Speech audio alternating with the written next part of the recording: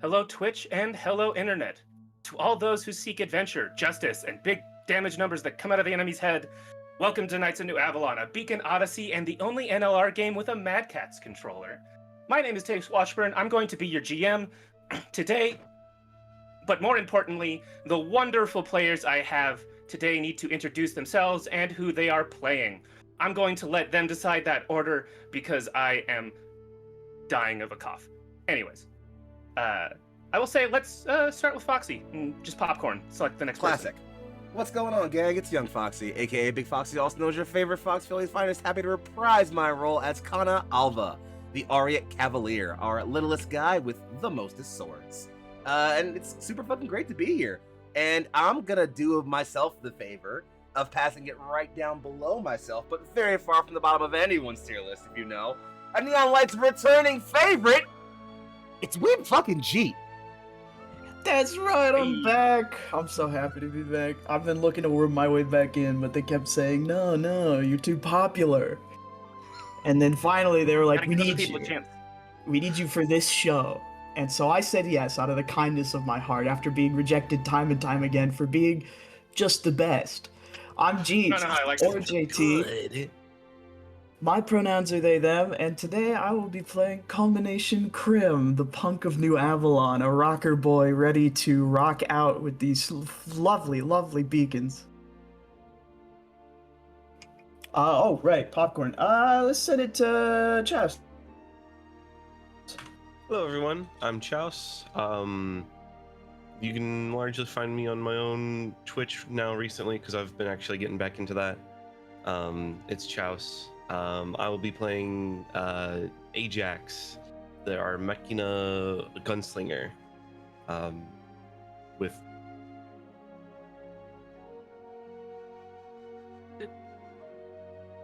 Oh no, I just dropped. Oh no. I think his Discord crashed. Your Discord dropped. Chouse. Chas, we miss you. No! Come back. We miss Hello? you so much. When did I leave? I don't know. When you were gesturing, I saw you put up the 4, and I don't know what it meant. Unfortunately. Unfortunately? It wasn't ready. When did it put out? It was... Give us the spiel again. All right. We- Alrighty. Hello everyone. I'm Chouse. You can find me on my own Twitch because I've been getting back into streaming again. I'm playing Ajax, our Machina gunslinger, with how many arms? Ah. Now we know. Now you know. But yeah, I'll pass it on to Egg. Hi, I'm Emily or Egg, also Egg-chan on the internet, and I have the joy of playing Haze Yoon, our Cambion Gravewalker, little sad bean. Yeah, I'm so excited to be here. Absolutely. And unfortunately, we are all sad that we do not have our wonderful Cam, played by Lucian, today. However, I'm sure that we will still be able to get by with 3 beacons and the Punk of Avalon. Speaking of which,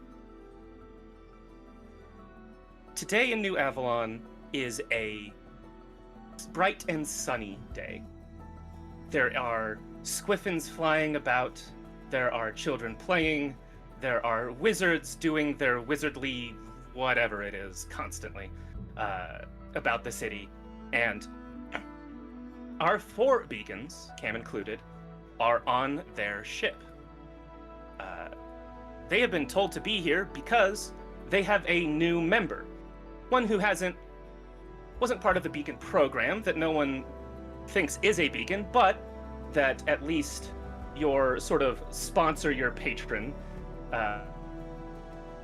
Anselm the Merciful, believes will be able to stand next to you in terms of your duties as beacons.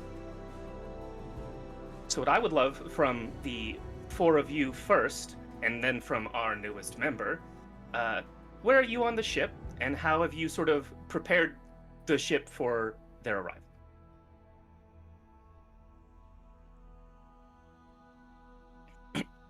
Is it on I'll the follow the deck? Did sword you like first. set up the room?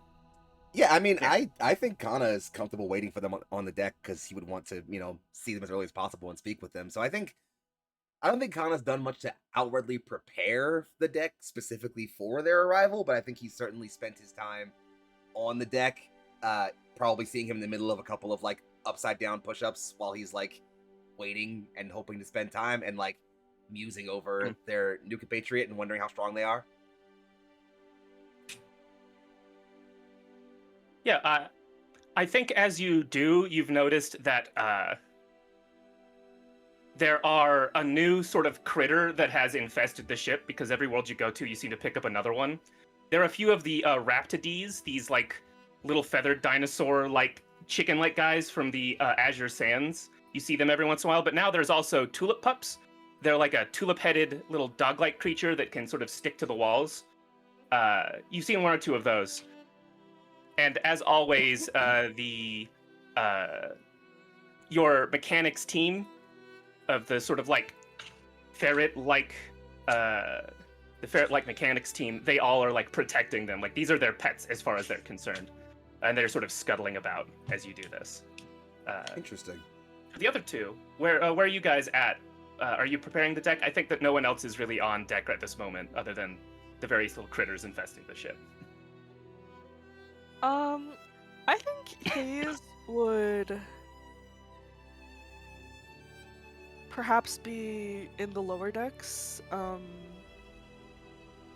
trying to make Krim's room presentable.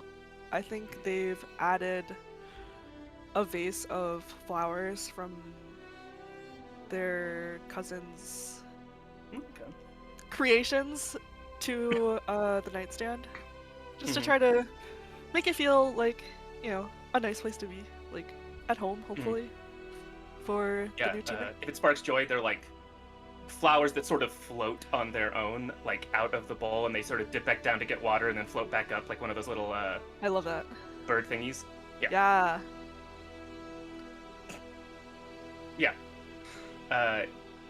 Ajax, what about you? Egg kind of stole my idea, I'm not gonna lie. Well, we can do it together. Yeah, We can do it together. my thought is that Perhaps there was not Ajax a had nightstand. gone through and like almost like cleaned, like made it like picture perfect. Like everything has like those nice crisp folds, like almost like the hotel like beds. And like Hayes walks in and they're just like, this doesn't look presentable. Like this doesn't look It looks too sterile. lived. Yeah. Yeah, it's too sterile. It's very Ajax like, what do you mean? Do you think we can make a towel squiffin to put on the bed? Wouldn't that be nice? Sure, you can try. We won't have you roll for that. We can say you do it or not as your heart Towel origamis? speaks to you. But That'd be more fun. importantly, culmination. Before you step on the ship, you were approached by probably one of the most famous knights that you know. The most famous knight you know, I think, or at least the most powerful. What was that scene like? We can play in it, or we can just like sort of describe it generally as you like. We could play in it a little bit if you want to. I think it's a love-hate relationship. Aware of each other and circling the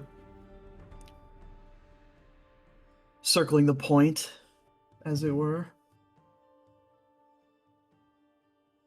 Yeah. Speaking to that, it's probably more like Anselm the Merciful, being like one of the head of the knights, like part of their governing body, probably expects more from Culmination than Culmination does, perhaps. And that's really the tension there. For sure. So in my head, he's approached you, or probably called you to like his office at one point.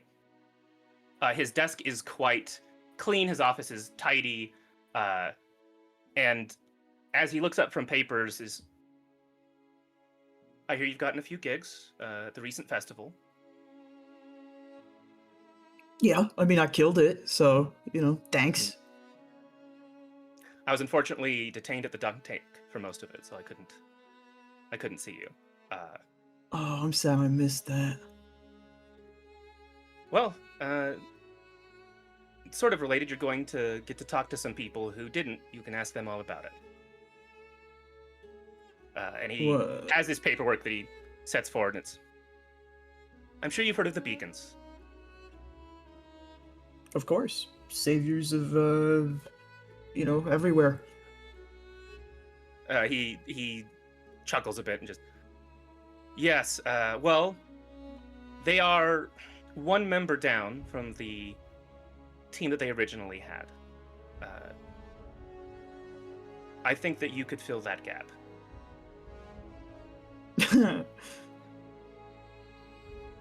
He's dead Oh, serious. you're serious? You want me to what?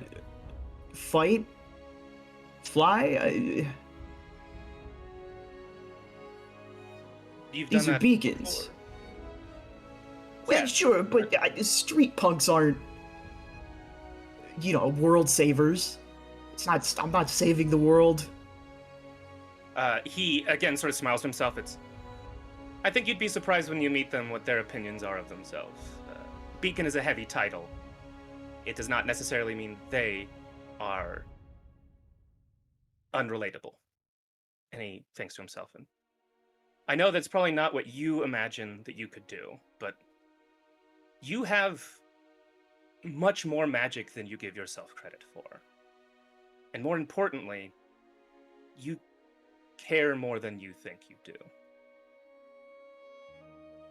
I think that makes you worthy to stand next to the beacons, if you can prove yourself to yourself. Ansi, no offense, but I know what magic you're talking about. It's just music. You see that, like, he has this very neat desk, and he has this sort of like floating crystal contraption that I think most people don't really recognize, but you do. It's like the inside of a magical speaker. And you see he has this sort of, I don't know, like, it's not really a metal type of magic, but it's almost like he makes shapes of the air. And most people don't really see him use it much, but it's like raw force. He makes a sphere around it, and as he taps it, it's playing a bit of music when he does so. It's not your music. It's probably not like a genre that you would normally like really enjoy. You probably appreciate the musicality of it. And he goes, honestly, I think that just music is not being fair. If you want to look at this in a selfish way, it will definitely make you more famous. And if it makes you feel safer, I don't think you're going to be required to stand in front of the beacons. Quite a few of them are perfectly happy to run forward into danger for you. But in terms of supporting the beacons, maybe they need a little bit of punk from the streets of New Avalon to remember who they're fighting for. See, now, chronicler I can be. You will probably still have to play music and do magic in battle. I don't want to make that unclear. Just the backlines.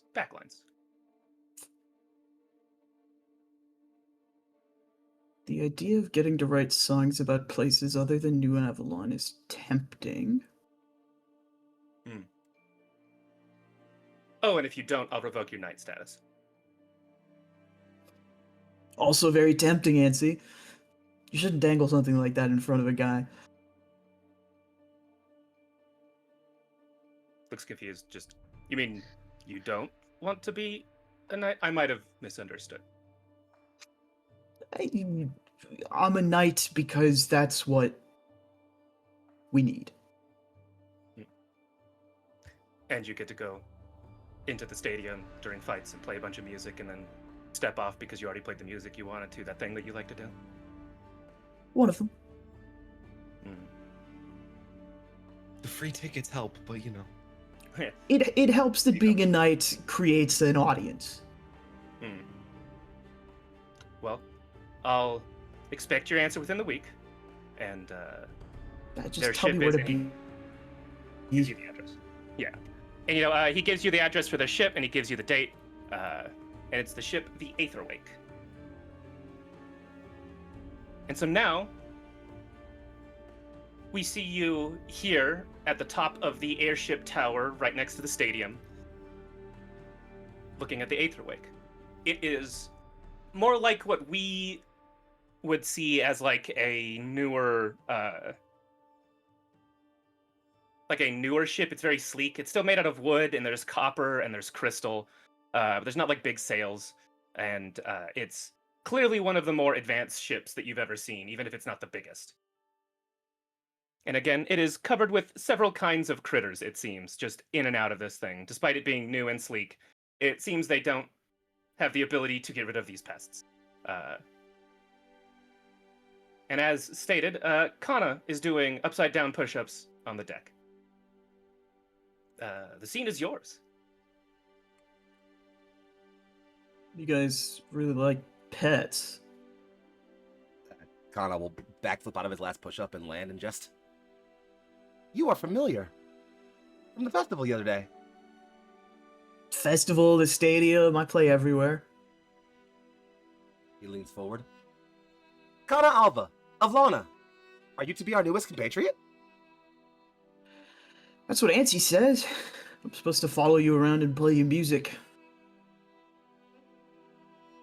I did not think we required musical accompaniment for battle. Quaint. You'd be surprised what musical accompaniment can do for your battle focus. Kana smiled the widest, cheesiest smile you've ever said, and just very little surprises me. I look forward to that. Culmination Crim at your service. And just... You will forgive me, friend Crim. You do not seem the most physical combatant. Oh, that's because I'm not. Ah, I'm really more of shame. a dancer, sort of music player kind of combatant. Oh. What is combat but dancing sans the music?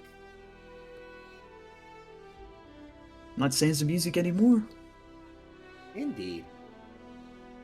You should meet the others. I believe they are somewhere around here.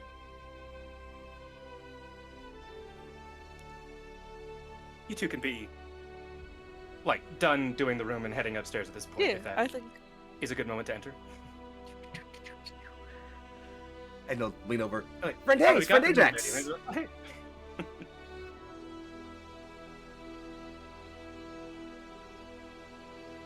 Chelsea, I think you're muted. Yeah. Ajax is while they're walking along, they're having a schematic for a new kind of weapon. Half of it kind of looks like it was almost scanned in, and another half looks like it's like being almost thought up as it's going along. And there's like bits and floating pieces that are kind of like shinking together and actually fitting in as they're walking.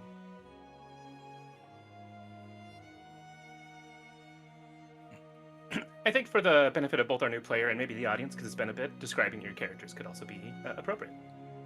Oh, yeah.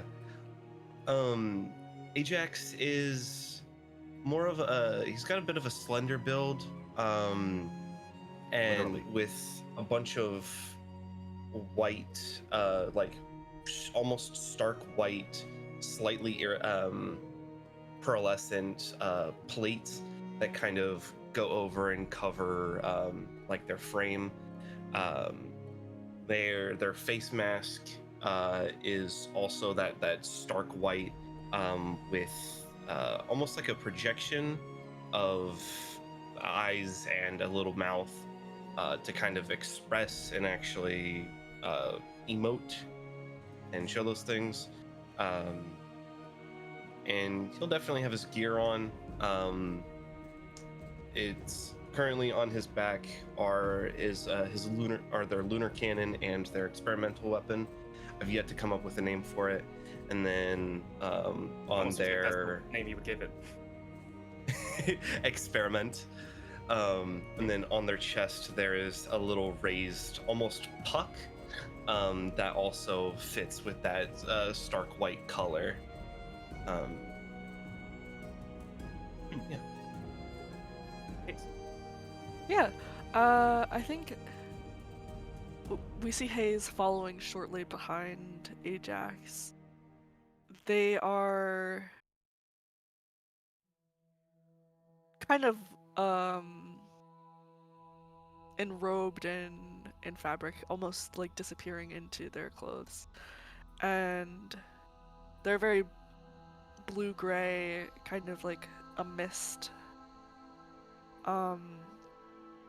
And we see a long gray tail with like slate-colored fluff at the end swishing behind them, trying to bat away some of the many creatures that have made their home upon the Aether Wake.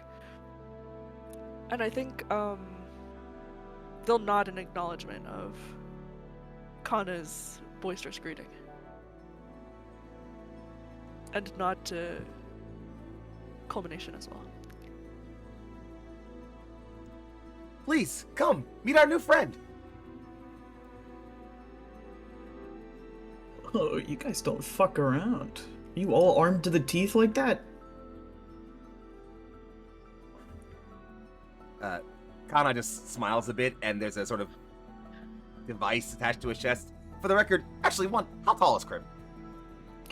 Krim's about 5'8". Sweet. So then, coming to roughly about like your shoulder, maybe even a little bit shorter, is this, darker tan-skinned elf with sort of like black markings in the parts of his skin. If you've ever, you've seen Kadrate before, you know that this is kind of like a cultural tradition for them. Bright, sunny, golden eyes and slightly fanged teeth, with kind of black hair kept in a sort of messy, unkept bun behind his head. He has on knight's armor, but it's much more stripped down, with certain parts kind of kept free for mobility and movement. And he has this device kind of almost straps crossblades across his chest with a sort of glowing amberish symbol in the middle. And that kind of flares a brief bit as you ask a question about being armed to the teeth. He kind of smiles and says, somewhat, at least. Very cool. So I won't need to stand in front at all. Points at Hayes. No, that's their job. Is it? You always seem to beat me to the punch. Speed Also is in my strength head, by there's any like a other means, little- friend. Sorry, go ahead. There's also like in my head just a little version of Anselm, like in your head, culmination, like I told you. Kana just looks at Hayes' compliment and says, speed is strength by other means, certainly. But you, friend, are a stone wall amidst the summer storm. It is my honor to protect the team. I think this is about the time that the last member of the team, Cam, who is here and, as the other three know, tends to be less loquacious, you could say. He has been in the crow's nest the whole time, fishing. Sort of, his line just kind of goes off into nothing. He comes up with some kind of new fish, walks down and says, "Hi. Anselm told me much about you. Your music's good." And he's gonna walk downstairs. Or down inside the ship, I should say. I know my music's good.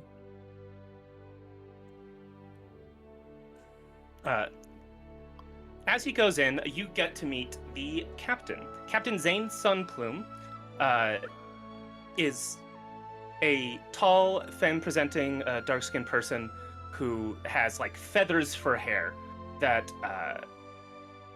almost struts on to the deck. It's like, "You're the new one. Don't worry about him. He's not very talkative. He's kind of a grumpy old man." Got that My name's vibe. Captain Zane. And they hold out a hand. Culmination will shake. Culmination Krim, happy to write a sea shanty for you. They definitely give a smile at that. It's like, well, you have to take that up with the crew. My mechanics probably would enjoy something a little less nautical and a little more heavy. Rock? You'd have to ask them. I don't really quite understand. Oh, I could do mechanical.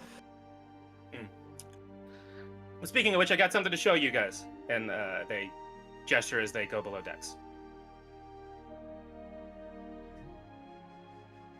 I wonder what that could be. Assuming you follow them, you guys recently, as a group, I think actually just before she joined, decided to buy the forge upgrade for the ship. So on that note, you guys are familiar with the shape of the ship, but it seems like there has been some upgrades. The three of you notice. Near the back where the engine is and the mechanical parts, there's a new door. What used to be just storage space now has a heavy metal locked in door that has all of this security to it. You guys maybe noticed it when you were preparing the room, but as you see, it is now open. You hear clanks and pings and the sound of gears and springs being changed, and also the hum of crystals. Looking inside, you see this forge is not just a metal forge, but the kind of mechanical room that I'm sure Ajax makes you twitch a little. It is not clean, it is not organized as the... Not a damn label on anything. Yeah, as the five of your engineering team, the Tiffet quadruplets, again, these sort of long, almost like a long dragon-shaped kobold-esque fuzzy creatures, are basically, two of them are scrambling all over each other as they work on different things. You can see there's a door from here into the engine room, but one that is clearly meant for them, as it is halfway up the wall and is like a round portcullis type deal that they can just sort of scramble through. One of them sticks their noses through. They say something in a language that none of you understand because the world they're from is quite remote and unique. It is not a language most other people share, and puts their head back in. But yeah, they are working on stuff, and they look up and see you, and one of them... Hi, Beacons, and looking combination, not Beacon. Captain Zane, I've told you we're getting a new member of their team. Oh, so he is a Beacon. No, he was not. Ah. And they go back to working. Zane looks to you and says, you are allowed to request that they help you build things. Several of the wizard interns have asked, and I've also asked as well. And you can see Zane has a new hilt on their belt without a blade. Normally they would make just a glass blade as they fight, as you've seen, but instead it seems like some hilt that maybe enhances it. But otherwise, this is mostly just for repairs of the ship and to sort of improvise anything that you may need on your missions. And mechanically, that means that you get 3 gold worth of supplies from the blacksmith every quest. Yo, yippee. Page 349 in the rulebook. I just pulled it up, by the way. Trust me, I was already looking. It's there.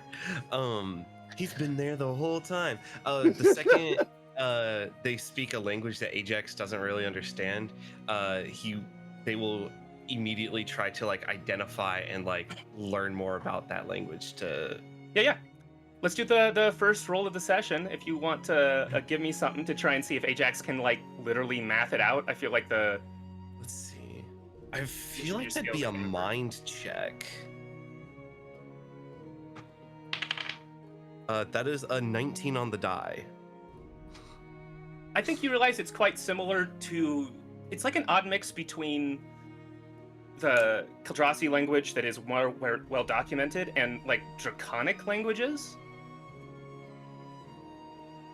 I don't know how much Kana is aware of the sort of satellite realms to the Ald Isles, but theirs is one of them.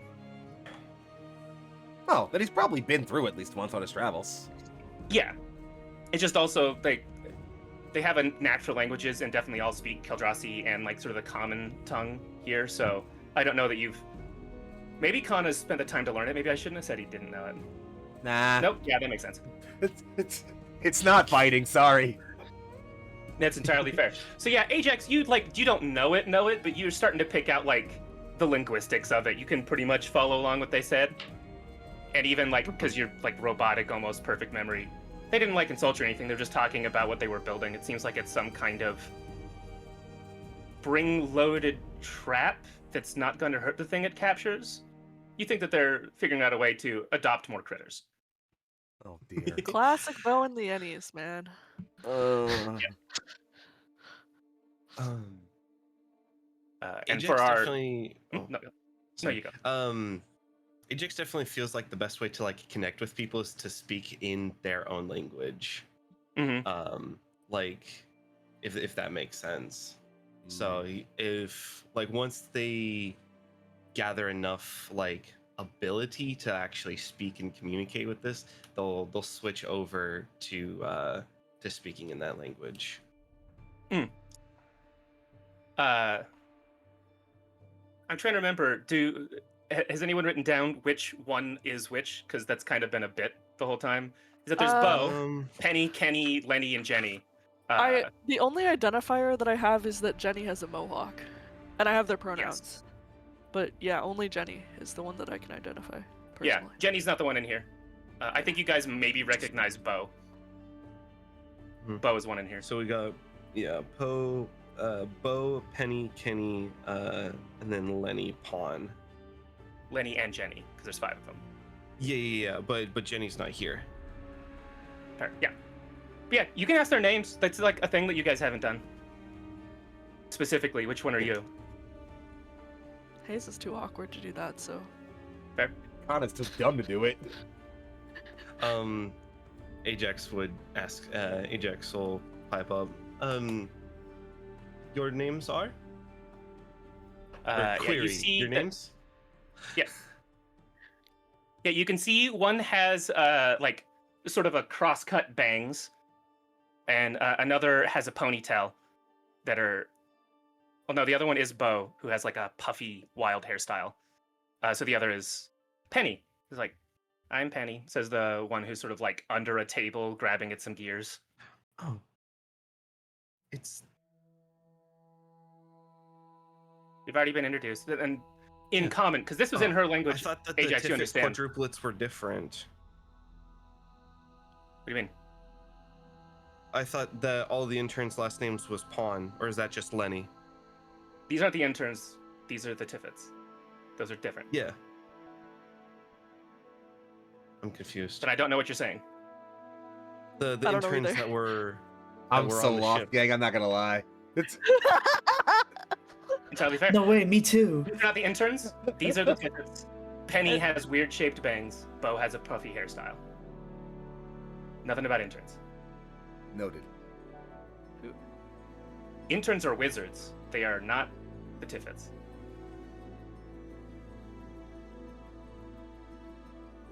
The interns are like students of the Yeah. school in New Avalon, right? We're gonna move on. Yes. Yeah. Okay. You guys can definitely avail yourselves of these services anytime. The captain is just sort of looking at this confusing conversation and goes, "Well, anyways, it's good to have you aboard, Culmination. I believe that we may have orders coming in soon, or at least that's what I was told, was to get the ship ready." Orders? Are we inbound for somewhere? They sort of shrug their shoulders. It's like, I was told to get the ship ready. Usually that means something is going on. Well, it seems Adventure is calling us again already, friends. Shall we answer? As always. Is It there is- a choice? It's about this time you hear a knocking on the door to the deck.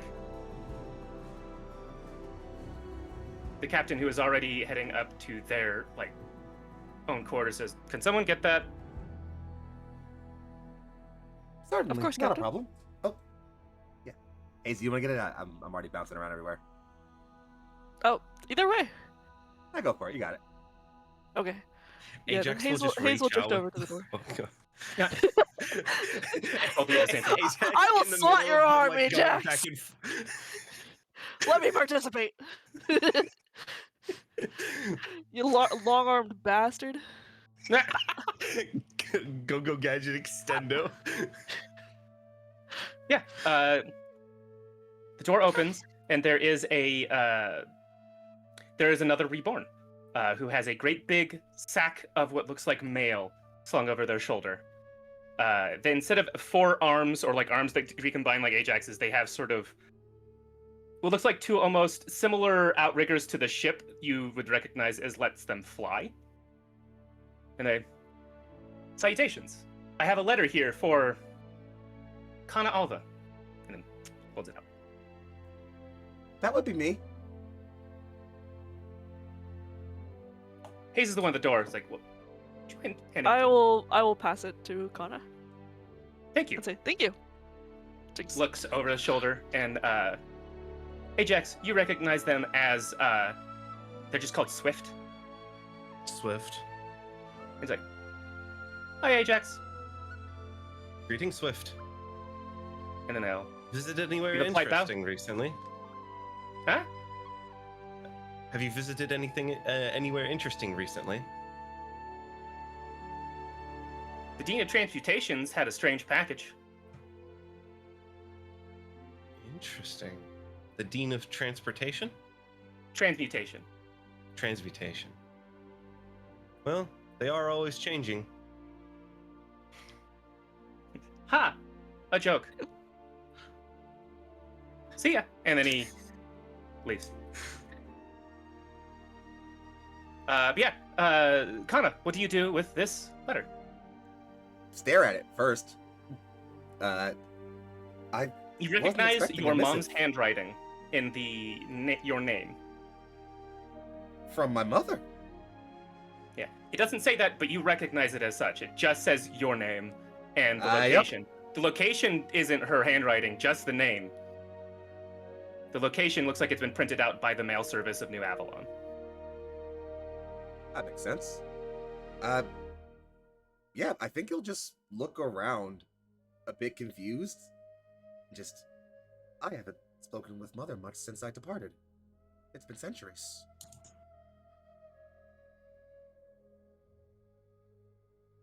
But I suppose we'll see what this could mean.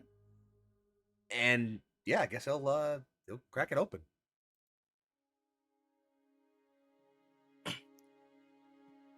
Yeah, there are actually 2 letters inside this envelope that have been sealed tightly with high magic.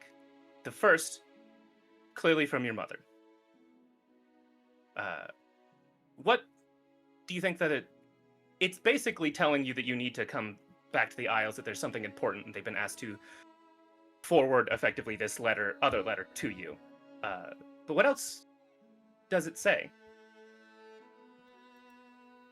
Okay, let me make sure I'm clarifying like what's being asked here to make sure that I got my sense on it. So like, are you asking me like what else would be in the letter besides just you need to come home, or is there like? Yeah. Or like, what's the flavor if you don't have specific wording? I mean, I think it's I don't. I mean, I know we talked about some stuff in the background. So if you're going for that, then I think that it's I don't think she would be subtle about it. I think she would be very like, I mean, not like emotionless, but she would be very clear on like, hey, this is a thing and you should probably come home, you know? Mhm. And I think if it also happens to be that like there's some other reason why he's being summoned, then I guess he would just, then she would probably mention like, I think she would start off with that, trying to be like, you know, important thing first of like, you're being summoned home for whatever reason, and then afterwards be like, you know, while you're at it, maybe stop by home because other reasons. Yeah. And yeah, it's a very, my reading is of this character, a very like short and like almost surgical letter. It's not flowery. There's not a whole lot of extra. Yeah, that's a pretty fair way to put it. Kadrase are verbose by nature. We live long, so we talk long. So not flowery for Kadrase doesn't mean, you know, just means lacking in. It means lacking in the most dramatic parts of poeticism, but it's still, you know, we talk the way we talk. Okay. Yeah, it's still wordy, but it's not like giving a lot away. The second letter is from the and see, I'm trying to make sure I have my notes on the name of the council, like the people who are running it. Were the 7 families, if I remember right? Yes, they are. Yeah, there's representatives from each major isle. Yeah. Yeah, so there are these 7 families that, as Kana knows, run the Ald Isles. The letter isn't from a specific one. It says like an official missive of the 7 Isles, of the 7 families of the 7 Isles. And it is addressed to you, Kana, but the contents are effectively, we understand that you have gotten quite successful as a beacon. We have heard stories of your accomplishments amongst you and your fellow teammates. We charge you to convince your teammates to come here to our isles that we may speak with them. We wish to understand the true want and desire of New Avalon, the beacons, and the other major realms of our community. With all haste, and by order of the 7 families. This certainly sounds urgent. I'm being summoned home.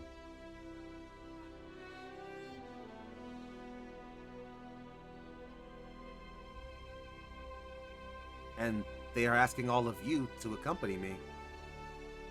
My people wish to see truth in the realms beyond.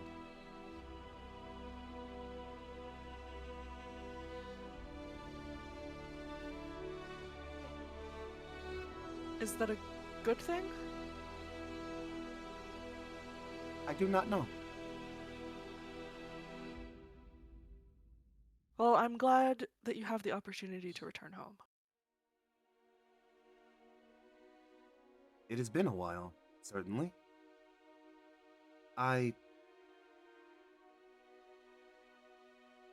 believed my path was to wander.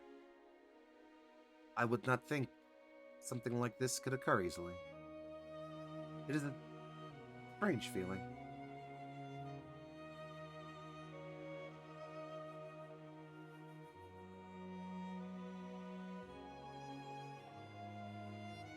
Sometimes wandering means going back to places you've already been. Wise words, new friend. It's a lyric.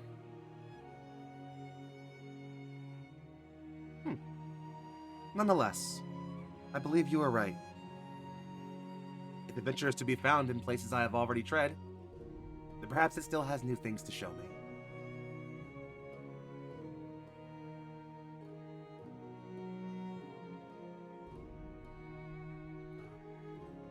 Ajax will kind of pipe up. If it is the truth that they request, then it is the truth that we shall speak.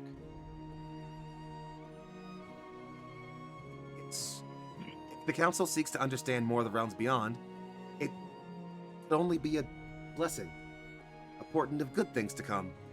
Perhaps further communication in the face of whatever may threaten the realms. Mayhaps we could tell them about what things that have been ailing us, the problems we faced in the Magnolia realms and in the Cobalt Sands. Maybe they can offer assistance to us.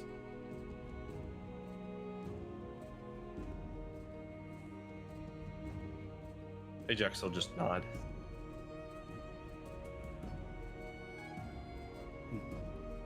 Kana kind of takes some time and, again, nods to himself a little and just... Very well, then. I believe I'm going home, then.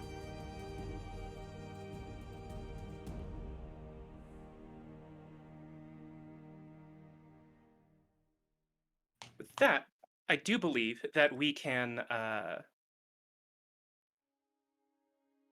set sail. Do we want a quick break here, do you guys think? I'm down for a quick break here. About an hour in.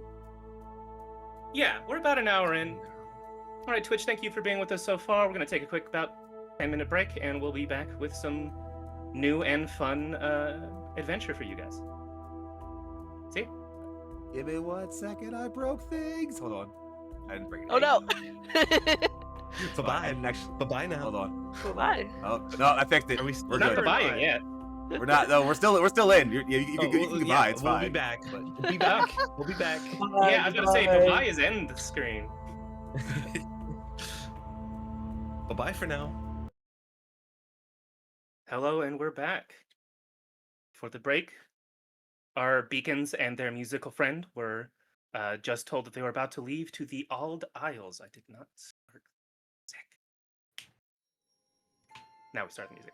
To the Ald Isles, being asked to go there to be questioned is too strong of a word, I think, but asked their opinion on the rest of the Isles, the state of this community of disparate realms that are only connected through information, through trade, and through agreement. And speaking of which, Krim, you haven't traveled the realms before. New Avalon's a large place. There's many suburbs. It has a lot of trade and travel. There are many people there. You're not unaware of the people of the realms, but you haven't experienced it.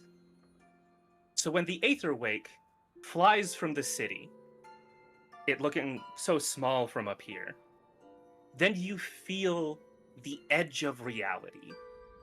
The prow of the ship sparks, so the two outriggers at the back of the ship radiate magic as it creates this solid bubble of reality, and it pops out into the Aether Wilds, the Aether Sea, the pure chaos between realms. It is likely a little unsettling for your sense of space and the world around you to suddenly be just this ship. For a little bit, you can see New Avalon still, but the moment you're not looking at it and you turn back, it is now forest. You look again, and it is now rolling hills. It is sky, it is mountains. Nothing outside the ship stays the same if it is not being observed by you. What is Krim's reaction to this? I'm curious. There is a brief sort of fear response before it sort of turns into excitement of the shifting wilds around them. And it calls to their mind the memory of when they played in the stadium. Mm-hmm. I think, as they sort of just take a position on the deck and let the travel flow around them. Mm-hmm. Mm-hmm. And in that sort of sensation of the air moving and the wind and the sound traveling with them, will just pull out their guitar and start playing along with the Aetherwake, the sounds that the Aetherwake is making. Mm-hmm. And yeah, there's a crystal humming from these outriggings, and there is a rhythm to the creaking and the sort of buffeting of chaos against reality. I also think as you play, as much as Krim has downplayed their abilities, they do have a substantial amount of magic to throw around, which comes with a substantial amount of magical senses, like the distance that you can feel. And every one of the beacons also understands this. It pushes up against the edges of what the Aetherwake can make. Like, the beacons could make a space larger than the Aetherwake if they were pushing it. It's just, that's a lot of effort when the ship does that. So you can feel the edges of it. And I think that your companions here also can as well. So out of curiosity, would he maybe push the bubble a little? You know it would be fine, like the ship will maintain it as long as you don't pull it in. Do you sort of like test that, or are you just trying to like vibe with the space? I think they are vibing with this space, but it is sort of for the perception of their audience, whoever it may be, the sounds of the Aetherwake start to sound a little more rhythmic and and then Maybe that bubble tuned. maybe a little tuned to whatever they're playing, and then that bubble sort of pushes out and the sound of the wind starts taking on the sound of notes, and the whatever warbling warp happens when you are pushing through reality begins to sort of take on that sort of musical tone. Yeah. that's I think generally how you're sort of playing around with this space. What are the other three of you doing? I think, Hayes is likely hanging out on the netting that ascends to the crow's nest. Mm-hmm. Just taking in As the Hayes is often scenery. wont to do. Yes, absolutely. And I think, if one looks closely, Hayes is bobbing to the music, but Mm-hmm. very subtly. Mm-hmm. So I want slightly more energetic music, although it's not what our favorite punk here is doing, specifically. I know, Ajax, you have a thing that you're doing right now, but I do want to know first, Kana, are you also here just sort of like vibing with the music? Are you doing something else? I think Kana is on deck, like certainly on the deck of the ship, and I think the other beacons most certainly are used to usually him running around through katas or some other form of training to keep himself busy because Kana can't sit still, which is probably why it's a bit strange that Kana is just kind of like standing, not like fully stock still, but kind of standing on the deck, his eyes kind of gently closed, the wind furling his hair a bit, and just kind of, it just seems like he's observant of the space around him. Like, it could just be vibing to the music, it could be just like thinking through things, but I think he's currently just standing rather still on the deck and taking in things around him.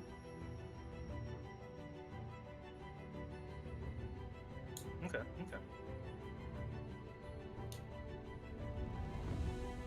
Right, well, while this is happening, Ajax, I believe that there was a little bit of a project you wanted to take advantage of while you have some time and the resources of the forge. Mm-hmm. Are you talking about the Widowmaker or the Sharpened? Yes, or whichever one you wanted to work on first, because you do have to sort of pick one first. I feel like Ajax would definitely ask the Forge if they could.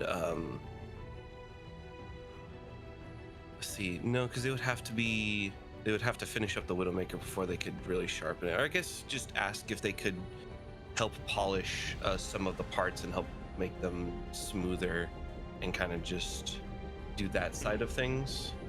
So yeah, they'd probably do that as they get the rest kind of like the rest of the final touches on it, help make sure that the sliding components are nice and aligned and smoothed out. Yeah, now it's that I'm looking at the list. Is that one of the things you're going to use resources on? Is just polishing these things up? Yeah, at least to polish the things up to help make it sharpened, if that makes sense. Yeah, okay. Because sharpening Yeah, a gun, what? That's fair. So yeah, which one of the ones are you bringing in then? It's 2 gold, so you can literally pick one of them. Wait, that's Is it the 2 of our Widowmaker? 3 gold! Why didn't we consult on this? Were you Do not you there guys when I want to do asked? something? I was away! I'm pretty sure it's fine. Go for it. Do you Oh. think? You're here if you want to use it. I'm just saying that you have a chance now, and you may have a chance No, it's later. fine. Yeah. You take your thing. Do your thing. Go. It's fine. Okay. Anyways, so it's the Widowmaker then, or describe to me whichever weapon it is. You enter the forge. There are 2 different of the Ennies here, of the Tiffets, who are also now seemingly working on something else. It's probably something for the ship, because you understand that the engine room does require a lot of strain while it's doing this kind of travel, so they're probably preparing for pieces to go out or not. They look like they're part of the same sort of crystal electric tubing type thing. But they do have time for this, so what weapon are you bringing to them? I'm bringing in the Widowmaker. Okay. And this is like the long sort of sniper rifle you have. Yeah. This one's it is new to Ajax's, I guess, armament. It is almost like it's got the same kind of design language as like a World War One like anti-material rifle or like early World War II anti-tank rifle. Okay. Yeah. So this is like long and sturdy, and it's like it's not variable as much, but there's still parts to be had. You like sit down on a table, and two of the engineers look at it and go, and because you've been picking up their language in a mix of their own language in common, as they maybe use more complicated or less used words. So you want us to tune this one up? It's a real beauty of a gun. Affirmative. And Ajax will probably go into a bit more of the specifics of what they're requesting. Like, as I don't have the exact machines here on the wake to do these processes, request, make sure that these, and they'll like hologram kind of explode it almost, and just request polish these, make sure polish these contact surfaces, make sure they're like in a line or in alignment with these. Need this to be calibrated to the force experienced. I think Ajax is surprised that they, or maybe not surprised. I think Ajax actually has a very good idea of how good of engineers they are. They immediately know what pieces you're talking about. They're like, oh, that seems interesting. I do think if you want better performance, you're also going to want to like tune this firing pin here to make sure that it's like it's going to hit as accurately as you want it to, and like this might be a little out of line. And they start checking other stuff you didn't really request, but as you see, they are making sure that this firearm is both cleaned and aligned and tuned correctly in even ways that you hadn't really considered, especially with. They do seem unorthodox, and you have to stop them once or twice from making modifications. You're like, no, that's not a thing I need. But they do manage to, with various pieces they have, you see one of them shapes a piece like by hand, by sort of just blowing on it. It doesn't look like it's flame, but it heats the piece up, and then they can sort of just mold it with their fingers and claws. And it's surprisingly precise for something that they clearly didn't like measure with a caliper or anything. You, of course, measure it mechanically and perfectly, and you're like, oh yeah, that's exactly what I needed. How did you do that? It's like when a cook just knows the amount to pour and it's exactly the right amount of ounces or whatever. Yeah. Like a bartender pouring a shot blind is just like, exactly. Now hold on. You question it only for a moment before you see, no, they know exactly the shape this needs to be as they reinforce this and align that. And I think that's going to be taking up a lot of your time in this moment, as it's a more lengthy process than you, the player, or I might think. Oh yeah, 100%. Because there's always those constant like reiterations and like, oh, we did this, but turns out in actually doing this other thing, it collides with what we did here, so we need to go back. Yeah, it's back and forth. This earlier piece to where it doesn't collide. Yeah. It's iteration, on and on and on. Absolutely. Engineering is fucky.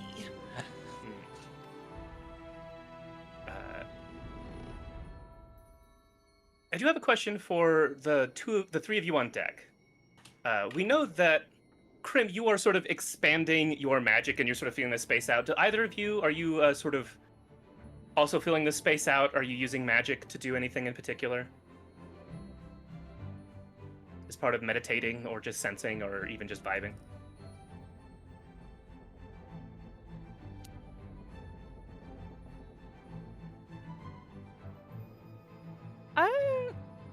I don't think Hayes is. I think Hayes would probably be like coaching Ovid through some drills up and down the net.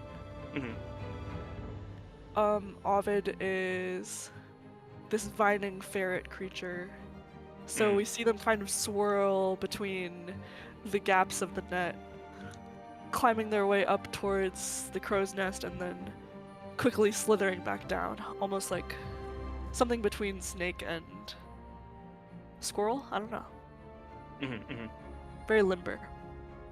Yeah. Kana's still just vibing. There's not, or is there like a magical sense to it?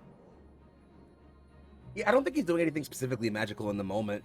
I do think his by virtue of my background trigger that I have, I think that like there is constantly always like this faint haze of eye magic kind of pouring off of Kana, kind of like a wafting scent almost. But I think in this moment, it's easy to tell that it's a little bit more disturbed, a little bit more chaotic. I think as to kind of like represent like he's okay, I think, but he's definitely turning a lot over in his brain. He doesn't have very many neurons to spare, so it's, you know, a lot of effort on his part. Yeah. And then what sound would you associate with that? Because Krim, I do think you sort of pick that up since this is a new person and you're sort of sensing this space. I think it's almost like it's like a discordant chime. There's like chaotic, loud, dissonant sounding chimes in almost every like sonic direction, but I think there's so many of them or so much of them that it all kind of blend into one harmonious, chaotic note that, you know, somehow still sounds like they all fit together, even though it's made of like so many different distinct, separate, shrill sounds. Okay. Yeah. Well then, Kriv, you are sensing that. I think Kana, just by the nature of your sort of mulling through your magic, you will sense this next thing as well. Both of you feel a shift. You are passing from effectively the sort of sphere of New Avalon outside of this realm into the Ald Isles. And there's a visual shift as well. There was solid ground beneath you before, beneath the ship, and forests and mountains. And while those mountains still remain, and even those forests, more and more there seems to be simply clouds and sky, with islands in between that contain these places. Kana, you recognize home, and it feels a little bit like your own magic. Like it has a sense of high magic to it. It is not even a chime, but the sound you get when you rub a crystal glass, like that resonance. It is low and powerful in a way that doesn't need to show off. It is constant. It's strong the way a mountain is strong. And it does get stronger as you go forward. Yeah, Kana just closes his eyes and takes a really long breath in through his nose.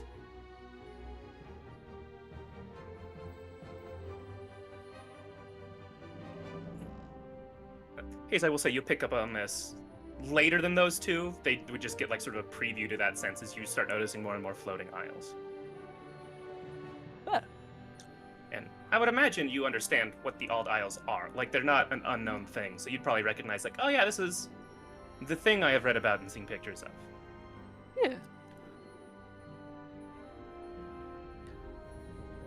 I don't imagine, Kana, would you have talked about the Old Isles that much? I feel like maybe they would have talked about it during, like, the moment in the festival when they were watching the, what is it? Like, the play about the Old Isles? Yeah. But otherwise, I don't know that you would have talked about it to Hayes very much.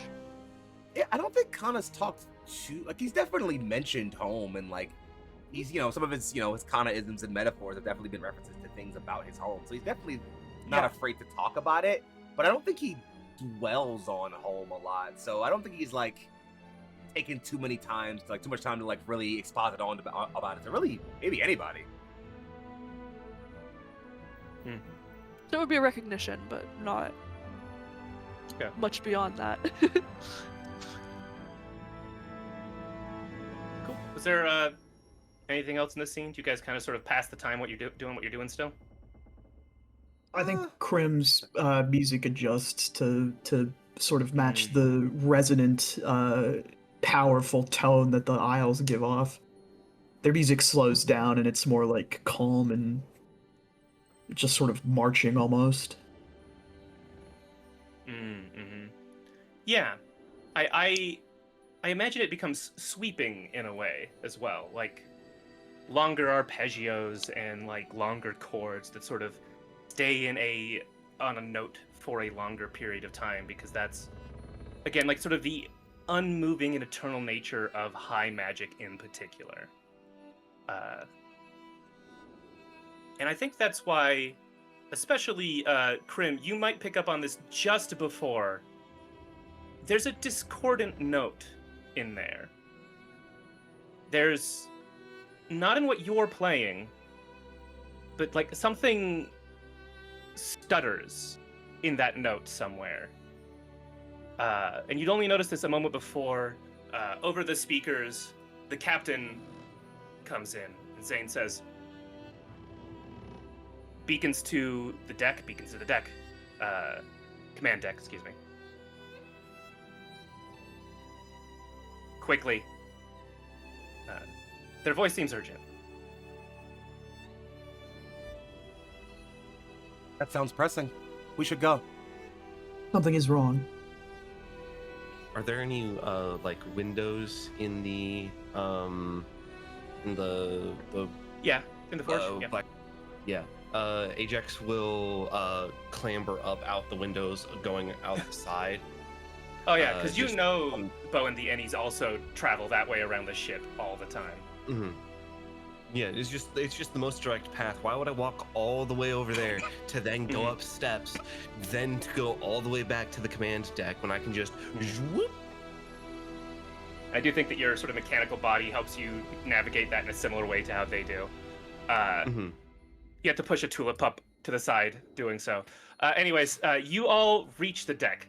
I've described it before. It is a pretty open space. There is there's the helm at the front and these wide windows. And there are all of these different sort of magical stations and like sensors around the sides of the room, but mostly open space behind where the captain is standing. There are the 5 interns who are sort of scrambling between them, but 3 of them are at a single place. There's like a glass sort of sphere that is mostly embedded in a wall, and there are all of these almost ripple readings there, and one of them has like these headphones on and is listening. The captain hands the helm to one of the interns and turns to you. We're getting a distress signal.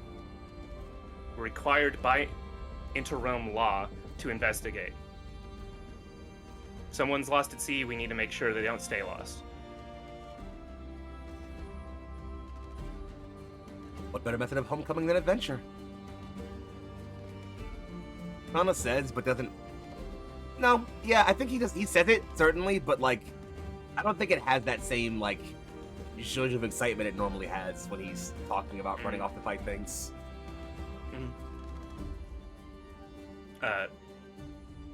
Zane does look at you, Kana, and says,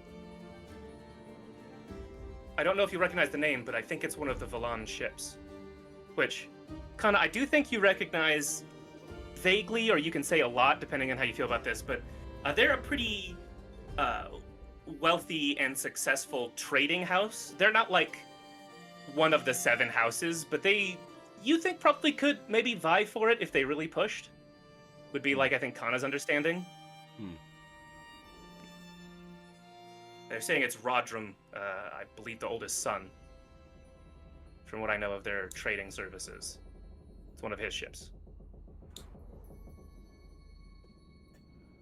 How long it's been since I've interacted meaningfully with kinfolk. Let us see if we can offer a welcome. I'd like at least you 4 and Cam to stay here on the ship to be able to pull people away if they're having serious mechanical troubles. But you 4 probably need to get down on the deck in case it's something more than just mechanical. What, like a fight? Zane does look to you, it's like, I don't know how much you've read about what's been happening with the beacons recently, but we've had a bit of a problem with the Aetherlings being far more rowdy than normal, and it is, almost apologetically to Kana, it is part of the Alt Isles policy to not have open roads that are well maintained and to rather sail like this between the places, so they're more prone than most to those kind of attacks.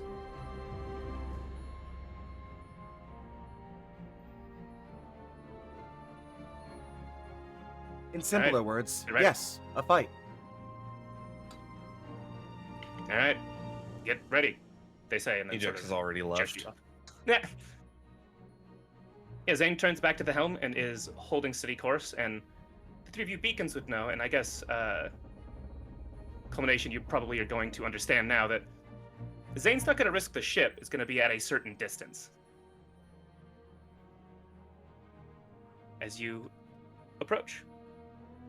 Yeah. Now I am curious, Mhm. where are you guys setting up? How are you sort of preparing for this as you have a moment? Uh,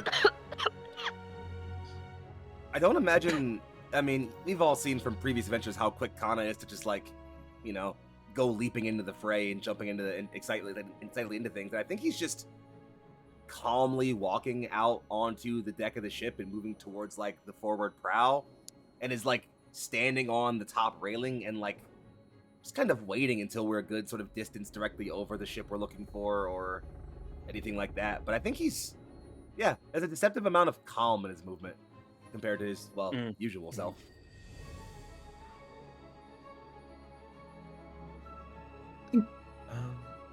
The rest of you? Let's see.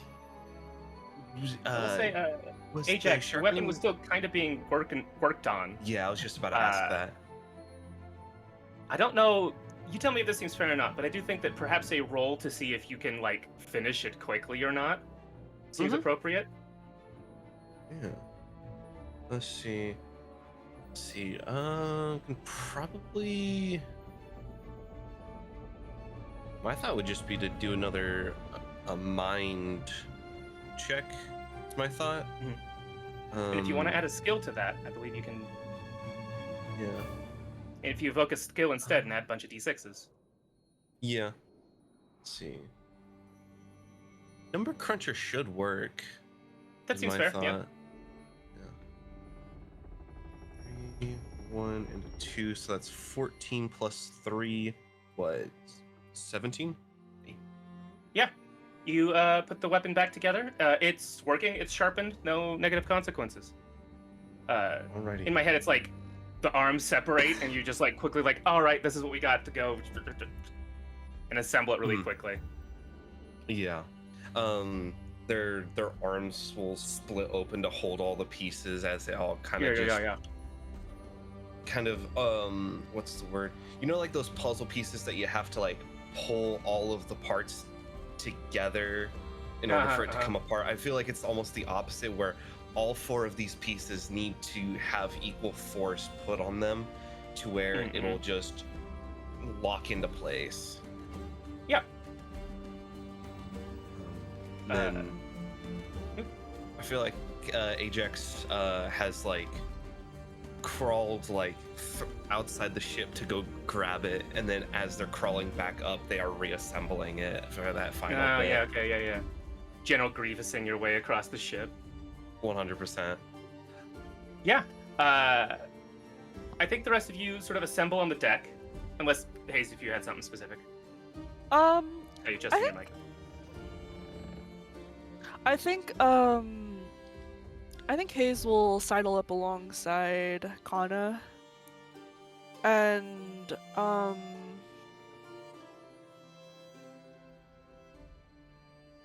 ask kind of quietly,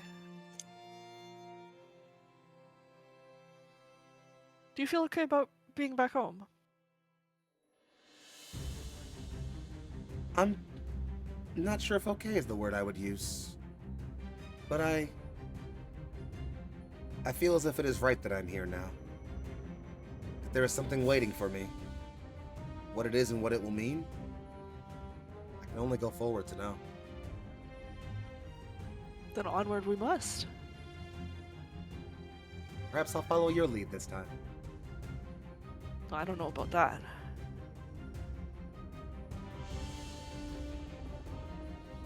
I mean, this is your home, isn't it? Fitting we should follow you? I already had my Maybe. turn at the lead. Maybe, but things can change a lot in a century or two.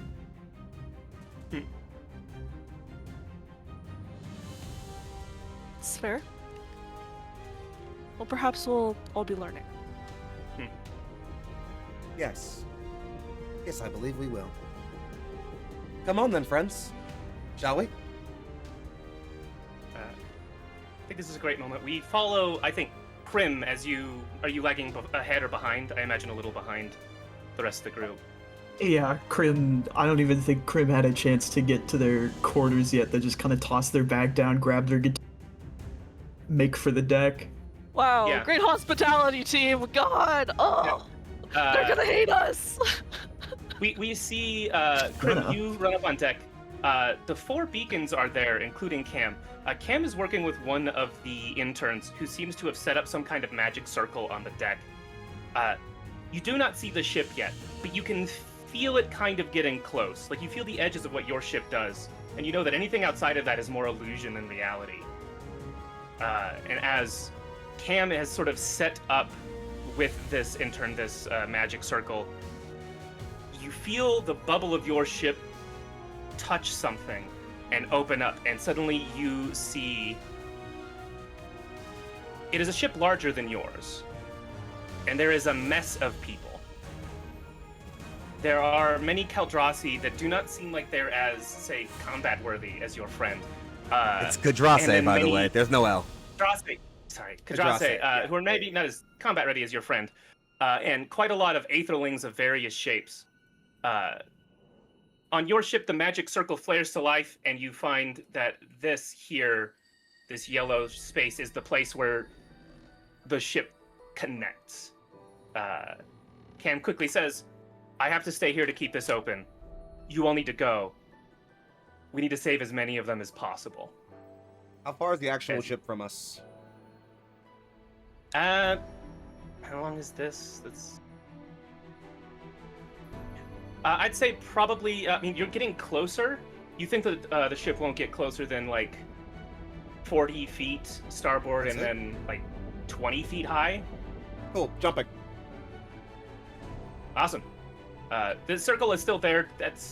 And I'm going to say that the goal of this circle here is that if you can help the crew get there, they will teleport to your ship. And, Con, if you want to roll me something to decide how good that jump is, I'll let you sort of place anywhere on the right half of the ship. And the rest of you, if you take to the circle, you can place yourself in that circle. I'd love to roll with my sprightly tumbler background skill. Perfect. Can I also invoke my title here? Would that be cool? Yeah, go for It it. looks rather cavalier of me to be on my way directly into the fight. Cool. Oh, hell yeah. That's a 15 on the die, 6 on my accuracy, and a 2 for my title. Gives me... math... 23. All right, that's a crit. I'll let you land kind of anywhere you want, as Kana, you just absolutely yeet yourself into space. Give me a flavor. Like, what kind of magic is helping propel you? Or is this just raw body? I think it's like... as like looks back to see where everyone is, steps backwards, you know, it's like, again, not look like, hasn't turned around, stepping backwards, like leaves A's foot somewhat, brushes past Ajax, sees Krim in the back, put the hand on his shoulder and just, we must learn to become swift comrades now. I will keep you safe. Okay. And he kind of steps back a little bit more and just, see you down there, and then just like runs forward and just spiral leaps off of the side of the ship and just angles himself down to eventually kind of land and like skid to a halt somewhere on the ship. I imagine I'm gonna land like, honestly, stick me like here, gang. Like, if I could be anywhere, let me get in the fucking thick of it. Excellent. As you pass over, you notice one of the crew, the one sort of dead center there, is quite capable of combat. This man has created a bow out of the yellow goldish light of high magic and is producing arrows on the fly and is attempting to cover his crew. The ones at the front seem to be the ones that have been mostly less injured and do have some amount of like high magic weaponry. But Kana, as an expert in many, many forms, you realize that none of them are really quite prepared for this battle as you land amidst their enemy. The rest of you, are you gonna just use the teleportation circle? Do you want to also do something fancy? I will say the ship's clearly not going to stay in this position. So, gonna say you can't just stay on the ship and shoot real far, Ajax. Ah, man. What? I wasn't thinking that. What? Cut.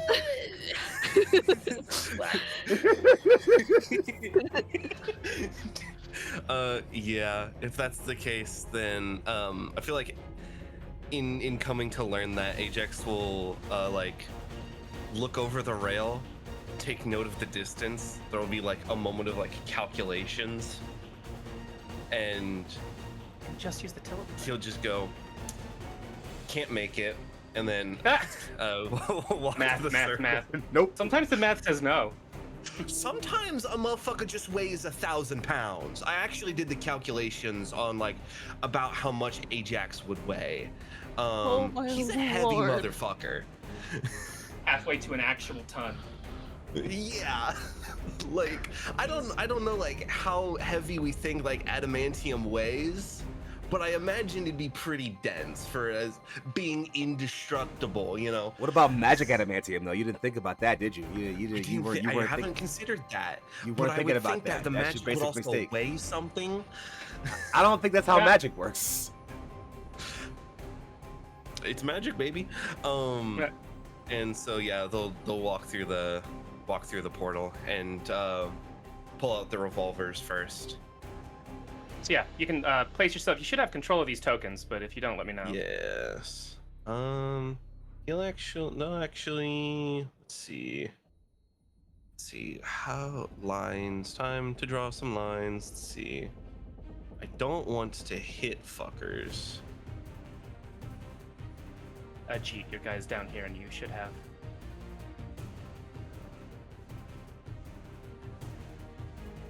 Actually, you know what? If a token is off the map, we can't move it. Oh, all right.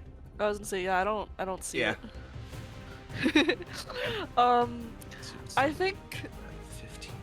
Hayes will heft their hammer over their shoulder and look to Krim. I'm no acrobat, so I'm going through here. You coming? I guess I have to. I mean, I won't tell if you don't, but I get to sense Like, someone on kinda- the ship will. well, yeah. Kind of will keep us safe though. No, I got it.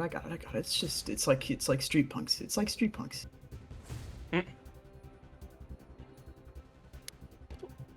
I'll ask later about what Street Punks is. They're Yeah. criminals in Avalon. Oh, Uh-huh. oh, then I would probably know that. Yeah, Just not by we that can talk name, about that perhaps. later. Really quick, But yeah, things to fight. you guys place yourself somewhere on the circle. You should have your tokens now. Put myself there. I'll leave Ovid off to the side for now. Just floating out in space. I mean, you know, he's in my sleeve. Not floating, he's plummeting. What? Falling with style. if Flying you will. squirrel! Man, falling out of a bubble of reality where it looks like there's no sky and then suddenly being in non-reality would be probably Terrifying. bizarre and dangerous. Anyways, as you three enter, you do feel combat and war and terror. It is a lot more people than are normally on a field for you, and it's a lot of people who are not nearly as powerful as you are. You can feel each of their sort of auras being not remotely to the same extent. And again, Crib, you don't think highly of yourself, but you can tell these guys do not like have nearly the amount of oomph you do, and you sort of understand that innately. And so, you do hear a voice clear and bright, it's like, I had no idea the beacons would be the ones to answer our call. Men, this day we may still live. Fight on. From this central figure here. Who, again, you would assume is Rodram Valan. Mhm. Speaking of, who's going in round one? Also, draw your spaces if you got them. Oh shit. You have enter Let's combat get stuff. some circles. Time to draw some circles. I think only Cam will has circles defend. now. Yeah, I think only Cam. So no, Well, no zones. I'll say Let me because zone. I didn't retune this because y'all were acting so cocky in the pre-chat. If someone wants to put down Cam's squares, no one's gonna be commanding him. So I Buddy, don't know if that does anything. you can stay cocky. I'm gonna kill these guys. Yeah, right. What's a Cam color? Like blue? I just don't know what his does because I've been relying on you guys to know what your characters do. So I have his sheet up. I can just look it up. It's fine. It's a 3x3, right? Yeah, it's a 3x3. Yeah, it's a three blast one zones. If an ally starts their turn within them, we can roll a roll a d6 on a 5-up. You gain an MP, and then also once a round as a reaction, if a character enters one of the ley lines, they can be forced to take a magic save. If they lose, they lose 1d3 MP, and Cam would regain that much. mhm. Also, we regain MP on a 4-up on the ley lines, not a 5-up now because it's rank 2 in it. If y'all can keep track of that, because I have 4 different units and a whole bunch of shit to track myself. I've got it. Don't worry about it. Yeah. Don't worry, Tate. You'll have less soon enough. Nah. I'm gonna start placing. Okay, so for zones. clarity, just to make sure I got it. So Drawing obviously zone. these are a kind of bad guy. These are a kind of bad guy. Are these things also some kind of bad guy? No, those are spots that are. You can feel this is where Aetherlings are going to respawn. Oh, fun spawners. Okay. On point. You can kill that. You can destroy those to prevent that for a round.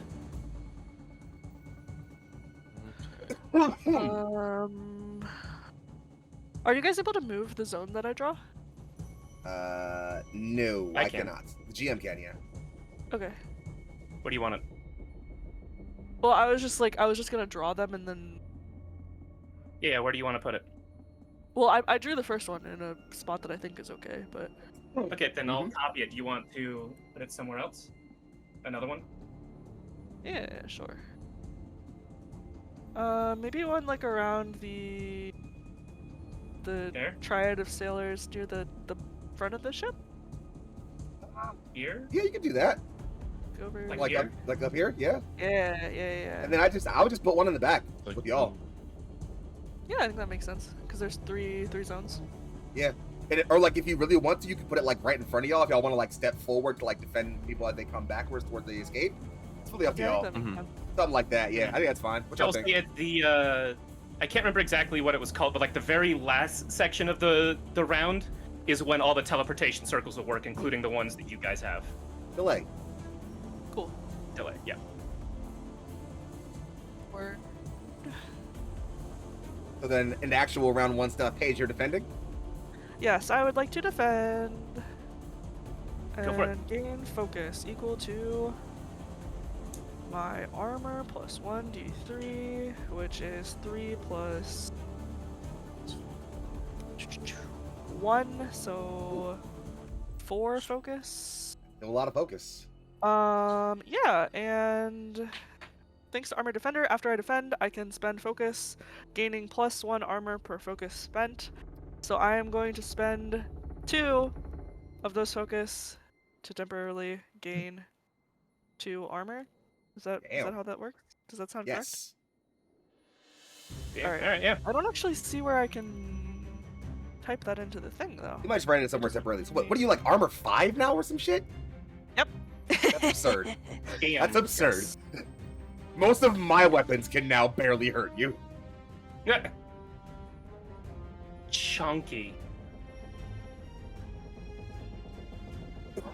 Cool. Excuse me, Your turn? Yeah, that's me. Oh, wait, actually, I forgot. Minor actions are a thing. Yes. Sorry, I'm out of practice. This is true. Alright, so I would like to spend my minor action to summon a tombstone, which will spend 1 of my MP. Stone is within range, and my scope, and my scope is 10. Sorry, I'm like super out of practice with this now. You got it. You're good. You're so That's good. fair. We skipped 1 or 2. Ba-da-ba-da-ba. So I'm gonna say, yeah, I'm gonna pop it over here. Let me switch back to my orange marker, because that's my color on our Roll20. I need to remember to get you a token for these and just have them off to the side Dude, for us to copy and paste. I keep forgetting. I will remember. You one had of it for these seconds, days. gone now. There we go. There you There we go. I didn't like the way that I drew it the first time. I can't lie. But yes, the tombstone has appeared. And I imagine, since we're on a ship this time, I imagine this like shadowy smoke-like energy starts to seep through the cracks of the wood, forming into this column of smoke. I think also, like, this is the first time you're not in the Ardent Isles realm, but you're close enough that its magic means something. You can feel it, that this smoke does take on a bit of a, like, golden glow. I like that. As you are building this out of sort of the stuff that the ship and the space around it is made out of.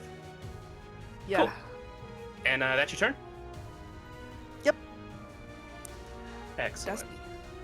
So the unit here and here, they are EMU drones. They have 2 spells, Scorn and Tranquilize. They have a skill in wait. Sight. The traits Fervor and Flight. I did forget to move, I'm sorry. Yeah, go for it. I do want to do that as well. Yeah, go. given how slow I am. I forgot about that part of the game. 1, 2, 3. Okay, there we go. You see these sailors next to you seem to be the most injured. Although you can sense that there are some that are still pretty injured at the front lines that have refused to move, but these ones have stood back behind their captain. They seem so grateful to see you. But yes, the unit up here and down there, they are called an EMU drone.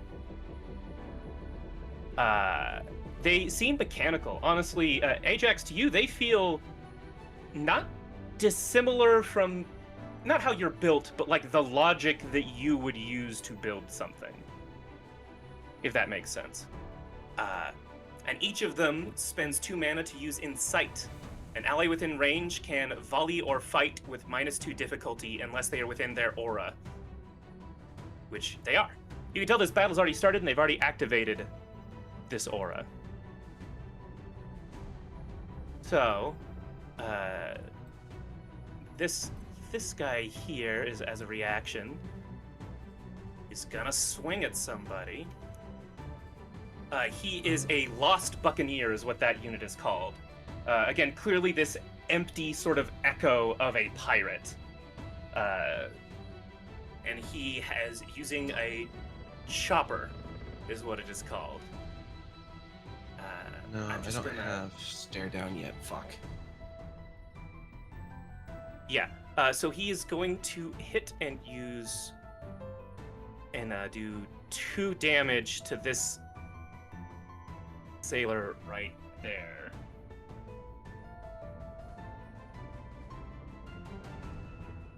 I gotta make sure I also spend the mana because this is. I keep doing this to myself. Could you How dare I? ping which sailor it is again? This guy. I would like my tombstone to interpose, if that's okay. Oh, can it? Yeah, go for it. Yeah, since I'm within range. Yeah, I'm within range 3. So the tombstone will seep back into the floor and seep back up next to the sailors. And become the target of the attack. And then, yeah, it was their chopper. It's a heavy blade. On fight, +2. Oh, sorry, that was actually 7 physical. I was reading that wrong. It is a +2 to hit versus dodge. So yeah, it's gonna do 7 damage. Cool. Although, sorry, what's the dodge for the tombstone? 10? Yeah, it hit that. Okay, cool. So I imagine, like, as the Buccaneer slashes, that the the fragmented light of the tombstone kind of sweeps along with the blade and kind of like takes part of it with it. You switch to wizard, guys. Trying to have all this open at the same time is killing me.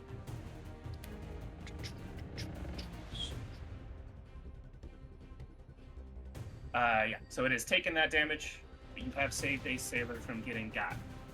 Because Woo! I think you would have died. Woo! Alrighty, now also down here, this guy is going to attack this other sailor that is quite injured. So, same roll. Yep, that's going to hit. And the sailor does have 2 armor. See, I'm doing this to myself again. Fox, you told me to try and simplify this, and I keep not doing it. So unless someone has a reaction, this guy is going down. I can't stop that, unfortunately. I cannot. I don't have a quick draw. I haven't. I ain't got no reloaded focus, the so I weapon. couldn't like counterattack or anything like that. So I'm just here, just locked in, gang. Yeah. Yeah, although let me check.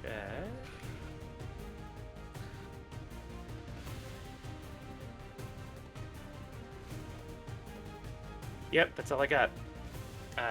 So yeah, this guy right here, you see the empty husk of a former buccaneer slice through the sailor, and he dies before you. Strangely enough, it's like he is consumed by the Aetherling. As he sort of evaporates, you feel he effectively becomes one, but does not have a body yet. That's what I got for this, unless someone else has got some turn 1 stuff. Cool, turn 2. Channel. Anyone channeling anything? I don't know if that's a crim thing or. I don't do spells. I got slashies. You know. It's not... Hit things. No twos. Yeah. for All me. right. Cool. Then we'll move on to 3. Anyone got something for skirmish? Mark, search, or volley?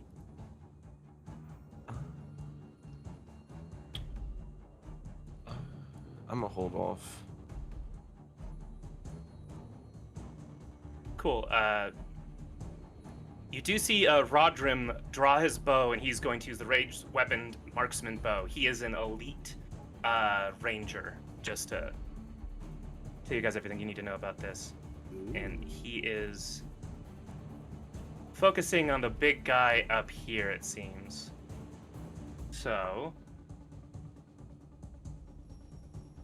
fighting myself. Do. Yeah, I mean, seems like you might be doing a lot of that, boss. I'm not gonna lie to you.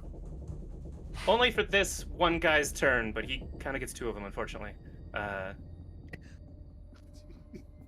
Double the trouble. Right? I wanted to make this a very difficult combat and then felt bad and gave you this guy.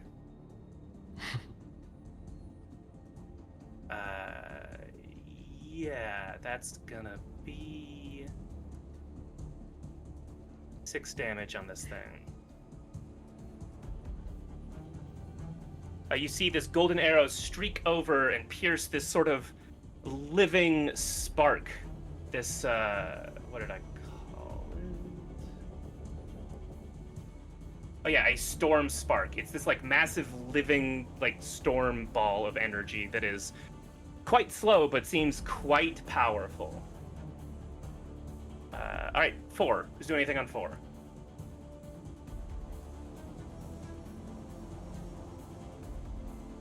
Nothing from me, gang. I'm where I need to be, so I don't need to reposition at all. Who hides? I can't hide. It's not a thing I do. Hey, I ain't a little fish. Oh, sorry. Yeah, all right. 5. Who is going on 5? I'd love to go on brawl. 5 if that's at all possible. You go for it. Sweet. Let's start off with my. I get to slide 1 before I make any movements because, well, I'm a little guy, and I can roll out. So I'm gonna do that to slide right to this guy right here, and yeah, you know, gang, I'm gonna hit him with some things if that's cool. I think if that's cool, everybody present here. Fuck 'em up. I think that's an excellent idea. I'm not gonna use the big thing yet because I also need to do that for 7 anyway, so I gotta use this thing instead. So we're gonna use my Phantom Armory in its blade profile. So I get accurate 1 on this one, and also I'm using a main melee weapon. A main melee weapon, so that's another accuracy. So it's gonna have 2 extra accuracy here, gang. I'm hitting pretty accurately, so that's a I rolled a 6 on both accuracies anyway. It's a 22. Damn.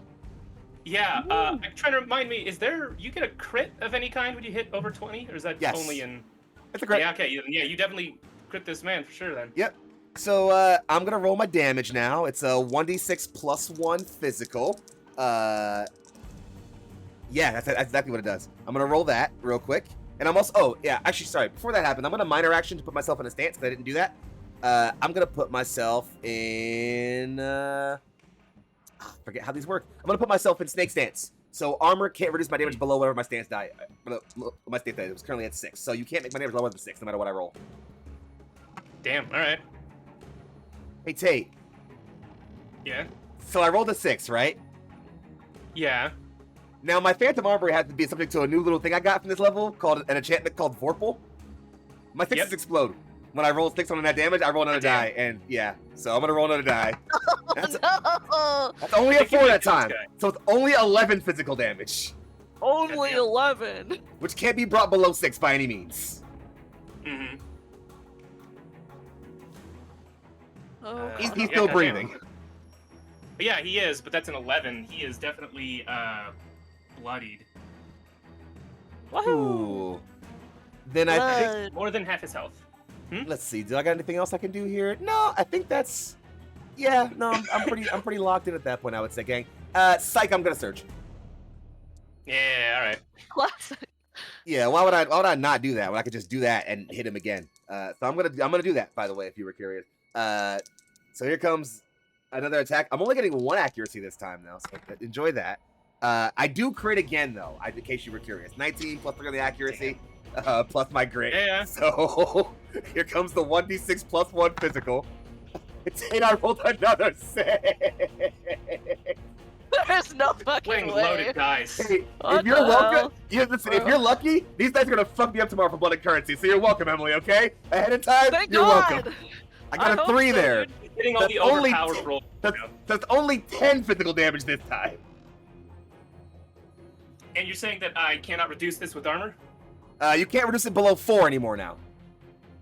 Alright. Well, then I guess technically he's got 1 left if I do that math right in my head, because it was 11 minus 2 and then 10 minus 2? Yes. Okay.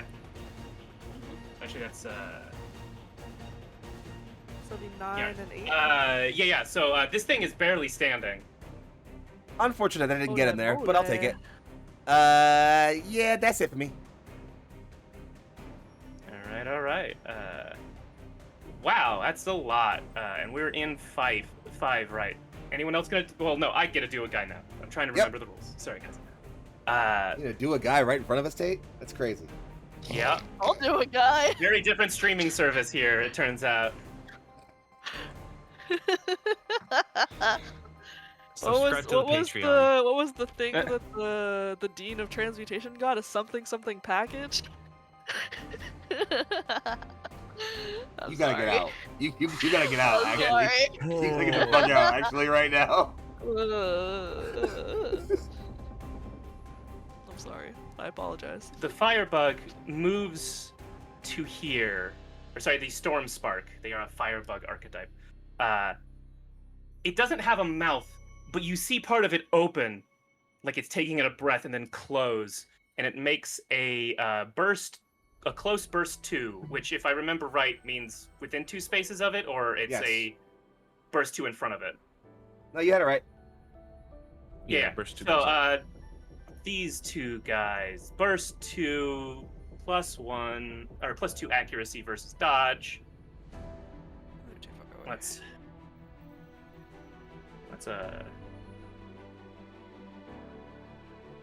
12 plus 4, that's a 16, is gonna hit him. As 5 discord. Uh-oh. So yeah, again, unless someone's got a reaction. I can't do anything about that, gang. I only have a reaction for when people attack me, I think. Yep. And they are not me. I am Yo, I not them. forgot to set that guy in the right spot. He was in the middle spot. He should be there. So yeah, this person is gonna take -5 and is still standing. This person is not. Yep.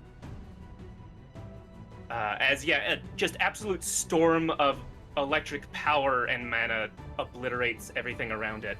You see parts of the ship getting incinerated, as well as one guy. Someone else. This one managed to survive, making a shield of light magic before him, just barely. I'm also trying to remember what Discord actually does, but I need to look that up. It's basically you take whatever discord you have, whatever you take that as immediate like piercing damage. At the end of your round, you need to roll a magic check. And if you pass it, you clear discord.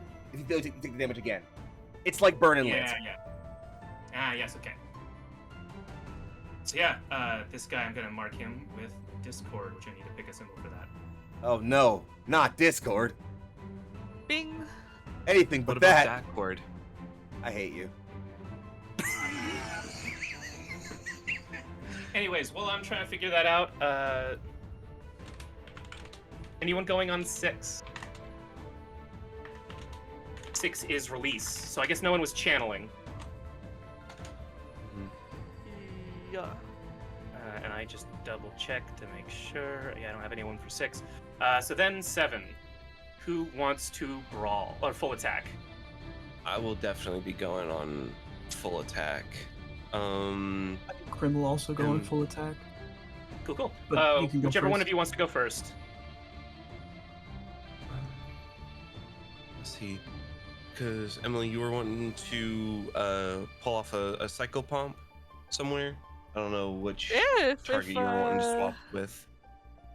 I mean, any of the red guys on the left side of the board, honestly, because OG here's got top, literally left one side, health, bottom. so yeah, there's plenty Yeah. of different rifts to block. So Yeah. as long as I don't have to, take my 3 steps every turn to get to that side of the board, it's a win. I will say that these guys are gonna like reaction when one of the sailors tries to do something. So if you can free up one of them Yeah. My thought is to go before the Buccaneers start attacking, that would probably be very helpful to them. Yeah. Because this guy is definitely also a pretty big target. Mhm. Let's see, that's also a pretty clean shot. Or, I mean, I guess ideally the one in the zone, because then I can roll on the zone because I'll be there at the start of my turn. But like, Yeah. that's do that. kind of Yeah, either that it guy really or doesn't that matter. guy. If you think Any you of them can are do great. like 20 damage after 2 armor on one guy here, which knowing you, yes you can, but I could have. I'm holding my plot point. That's all. that's fair. Yeah. Let's see. Yeah, I'll go and attack this guy that's in the zone with the Widowmaker. Let's see. That is 20 on the die. Let's go. My Damn. dice are Damn. blessed. So not only does it crit, it's also piercing. Yeah, that ignores armor then. Yeah. Yeah, That's damn. 3d6. So let's see, that is This man might got. a 6, a 5, and a 6. What's that? Okay. That's 11. It's a 17. 17? Is there a flat Yeah, plus 17. for that? No. Unfortunate, but yeah. What does crits do again? I forget. Roll damage twice, but pick the highest. Oh, okay. So like you could in theory reroll that So, 5, try to get the five. higher than that. Yeah.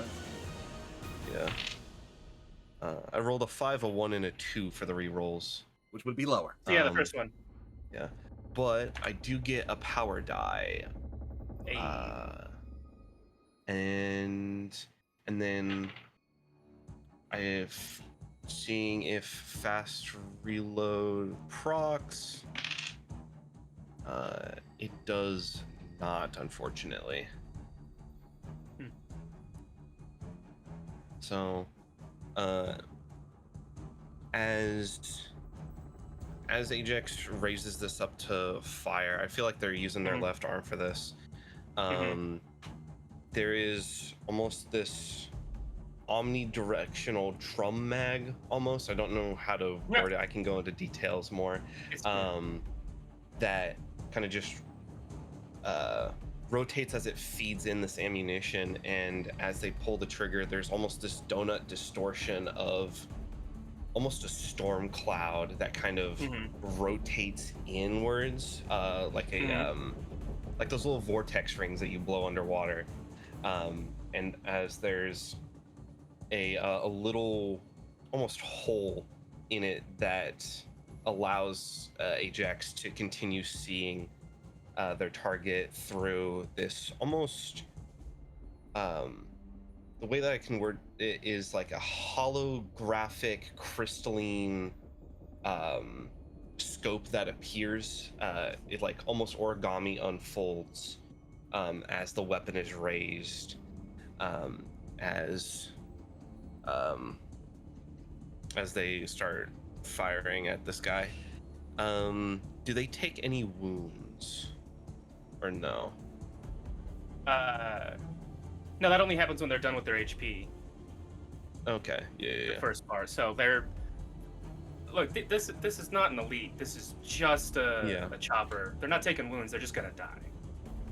Okay, Chopper. Chopper. Doing circles, it's a bird.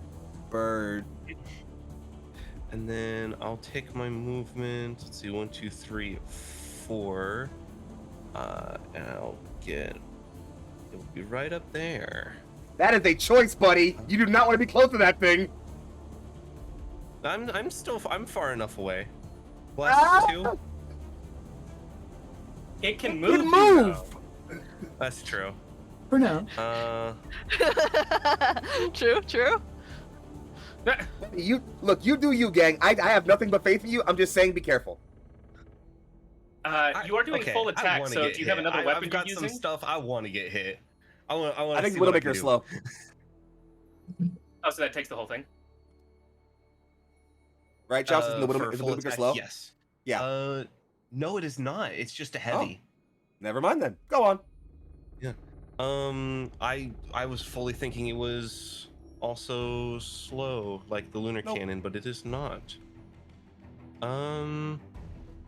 Actually, if that's the case, then before my movement, I will shoot this motherfucker with, let's see, because he should be in range of my experimental. Yes. You Yes, could he shoot is. this guy and drop him in literally one tap before he goes. I mean, he could also do the other Abso-fuck. guy. He only has 3 HP. Okay, you know what? Fair. Yeah. Living your truth. Yeah, I'll shoot him with my experimental before I relocate. Let's see, arcing and accurate, so I get a +1 on the accuracy. That is a 16 on the die, +1, 17 to hit. Not a crit, unfortunately. But hits, yes. Oh yeah. These things have like 10 dodge. Okay. Or no, 9 And dodge. They're not even that good. It feels redundant to roll damage. That's a 3, a 6, Yeah, he did. and then +3. Wow. Yep. And then a bonk if you want to pomp. You want to pomp at Circumstances? Yeah, I will absolutely do some popping. Do a pomp post bonk. Pump.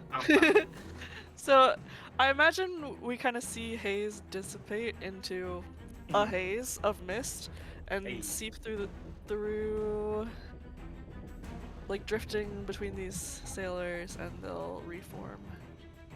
Anna from on the bucket of your shoulder is just Oh wait, no, it needs to be adjacent, so I'll pop it here.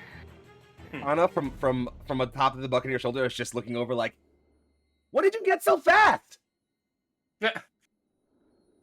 You must have been distracted. Impressive. And immediately after, Rodrim is. Beacon Kana, you have impressive friends. Most certainly.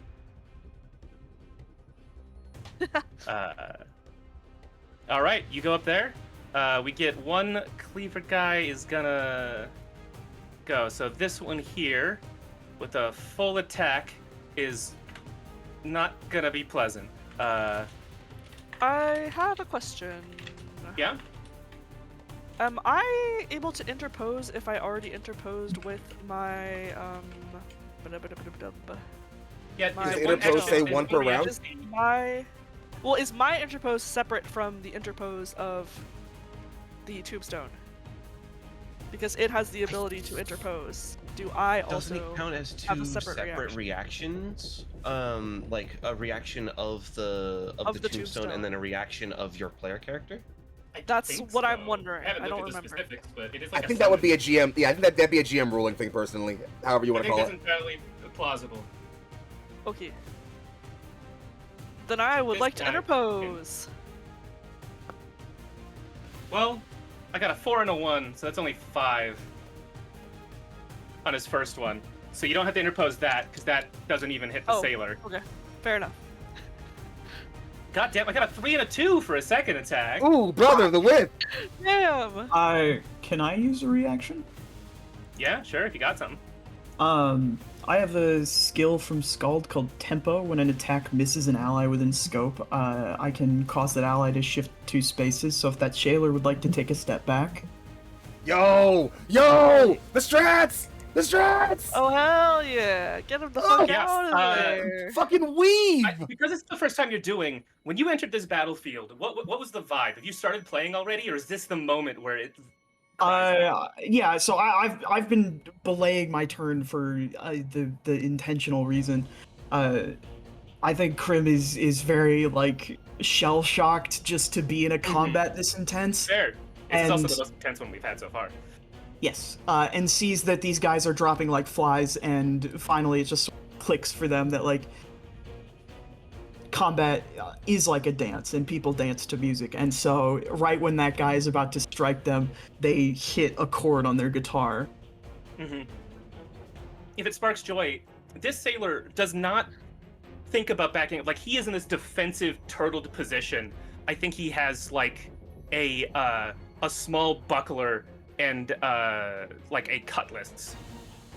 And as he is clearly about to get hit, but this buccaneer is just much less coordinated, shambling almost, and misses. That sound, his legs move on his own. His stance changes completely, and he just step. It's quick. It's not even thinking about it, and it does seem more dance-like to the tune of this just quick beat guitar. As you start up your song. Huh?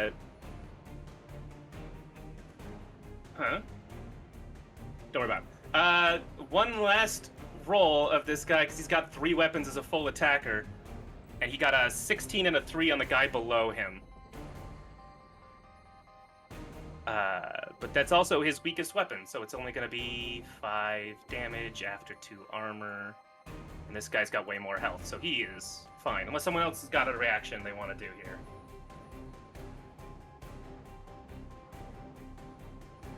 Yeah. He lays into this sailor, who I think probably actually has like a spear that he's made out of light. Oh and... wait, actually, I think I can interpose on this guy. I think. Okay. Yeah, I think I'm close enough. I would love to do that. Let me Yeah, go for it. not let this guy get bonked.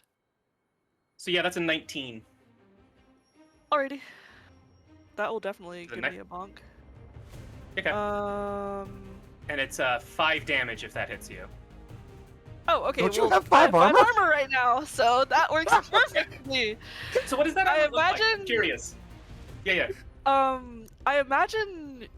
So I'm currently wearing unliving armor, so I think this kind of looks like as the weapon impacts Mhm. Hayes' chest plate, like smoke kind of Mm.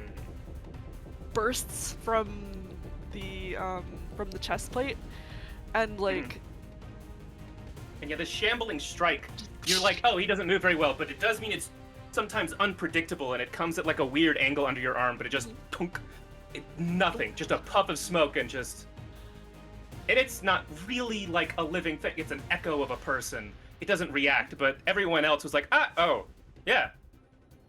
The other sailors there are just a little bit in awe. They're like, what? It's kind of hot, honestly. I'm not gonna lie to you. aw, shucks. Especially as it was clearly Don't say swinging that, at this you'll make me sailor that you just kind blush. of pushed out of the way. The question is that Foxy saying that or Kana? Yes. Anyways, so now we get to have Krim go.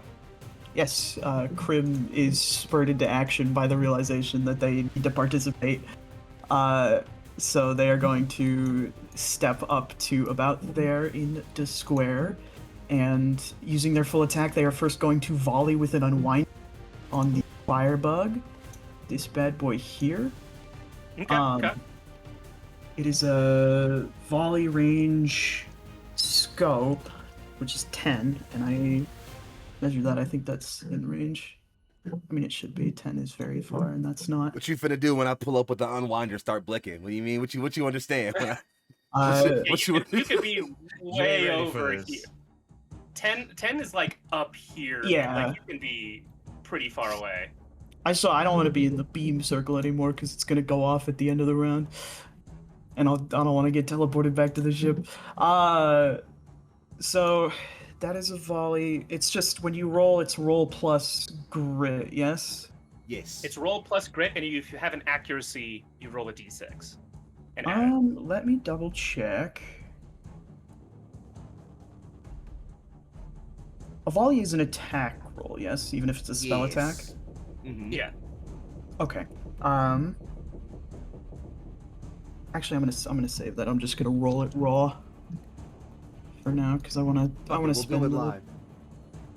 I wanna spend the Deadeye on my second action. Woo! But that is a 17 on the die plus 2 for 19. Yeah, it's definitely gonna hit. Woo. So I think it's the dodge, if I remember. It's not an is it an etheric attack?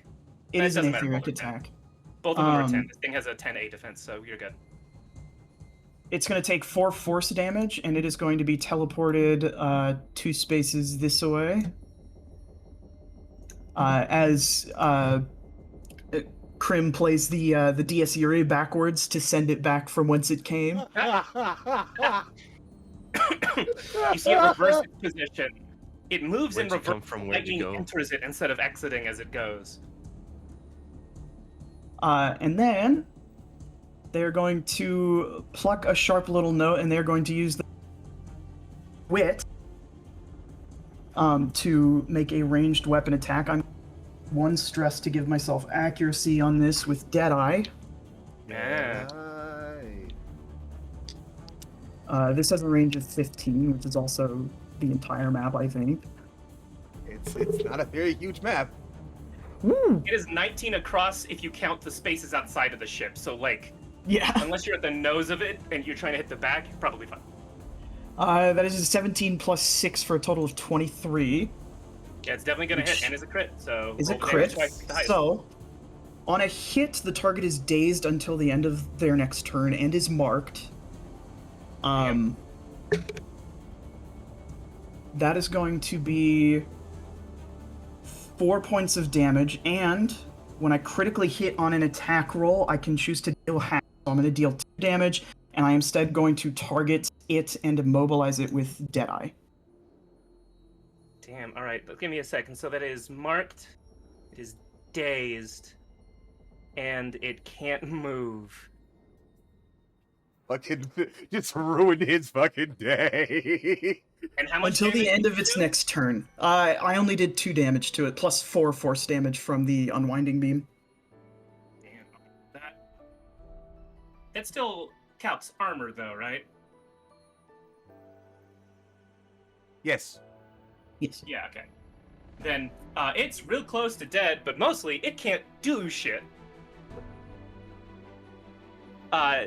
Yeah, you have effectively turned this thing's energy in on itself, as it cannot move, and it's not like pinned physically, but you can tell it's almost stuck in like a time loop is the best thing you could say, but really you have tied its internal sort of like energy pattern into a knot, and it is simply everything it can do to not dissipate is stay here.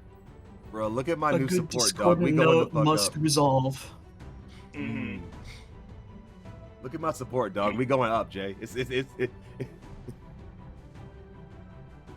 Yeah, and then Grim will use a free action on their turn to give, I think give Kana an inspiration, so you get +1 accuracy from me An inspiration. on an attack check or save.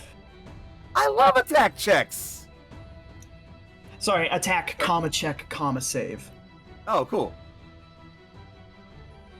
One of them. Anyways, all right, then that is a hell of a turn. So this guy has done what he can do. This guy, probably realizing he cannot back away from Kana on sort of an instinctual level, is gonna take 3 swings at the bigger problem here. Please do.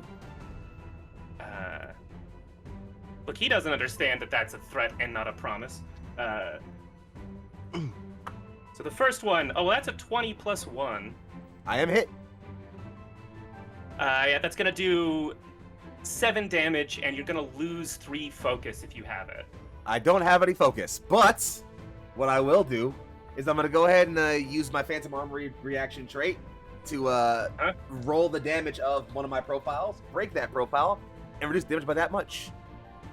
We're gonna go with I'm gonna break. I'm looking at the wrong. I'm looking at Chelsea's profile. It's not even my profile anymore. I'm sorry about that. I'll pick my You've been the one focused on my shit. my bad. I'll break my Majesty profile. Why not? I rolled a 4, so that takes that down by 4 damage. Okay, And I've got Yeah, 1 that's- armor. So 3, so 2. cool. All right, his next attack, Bring it. that's a 19, It's me. and that's gonna do 6 damage. I'll take that. I'll take the 1 less because of my armor, so 5. Yeah, man, none of these are slow. They're all heavy, but they're not slow. That's an 18 plus 3. That does hit me. That's a 5. I'm not what's it called yet? Almost, but oh no, I'm bloodied. I'm definitely bloodied, but I'm not you know. Oh, wounded yet. Yeah, I'm not wounded yet. There we go. That's what I was looking for. Appreciate Cool. it. This guy is gonna step forward. Actually, he's gonna step forward to there. And he's gonna take a swing at the healthy guy. You can see the sailor down below here is covered in discord of this, like, electric energy, so... I'm just gonna roll all these at once, because that hit. That hit. That did not. Fortunately for him, I think that means that sailor is... Well, he's got 2 armor. I need to make sure I do this. That's 5. That's 4. Oh, yeah, so he's got... a reaction and save him. Yeah, okay. Because, yeah, the first one is going to be 5 damage after armor, and the next one's going to be 4 after armor, and he has 10 health. So, like... Yeah, I'll definitely. One of those would be very helpful. What's the thingy? The thingy. What am I procking? I don't know. It's quick draw. That's what it was. I was like, Mhm. I can do a thing. I can't remember the name of it. Let's see. Yeah, I can only do that with the. Oh, within one of my weapons attacks. Let's see. He's within the slug thrower and just the experimental. Experimental does more damage, so I'll use that.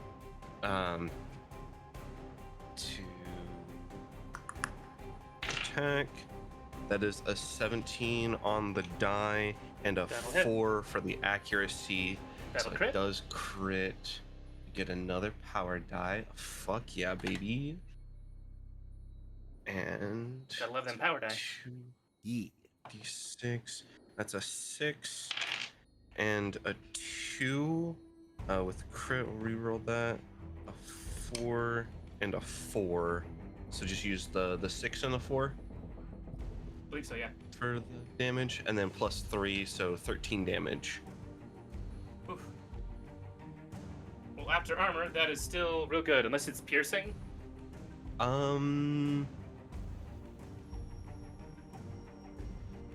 Let's see. Let's see.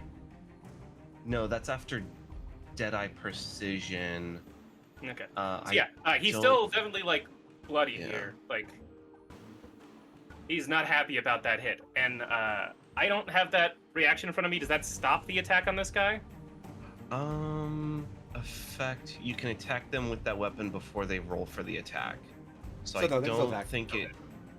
Yeah, they still attack. But yeah. And yeah, I mean that sailor's not dead, but it is damn close. Mhm. All right. I don't think I've had about enough of this bullshit. And Kind of just leans forward a little bit.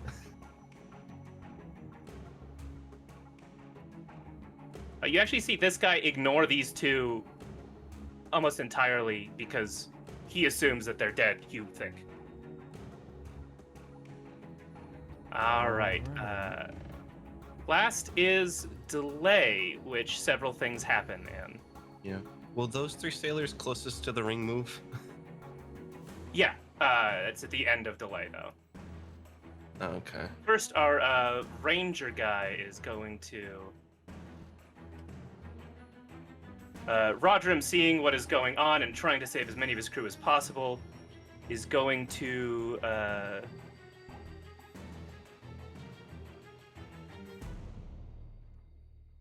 Yeah, he's gonna take out. He's gonna take out another arrow and attempt to take out this guy, which. Yeah, despite rolling a 6, Kana he's gonna let. Sorry, he's gonna actually let Kana take out the guy in front of him.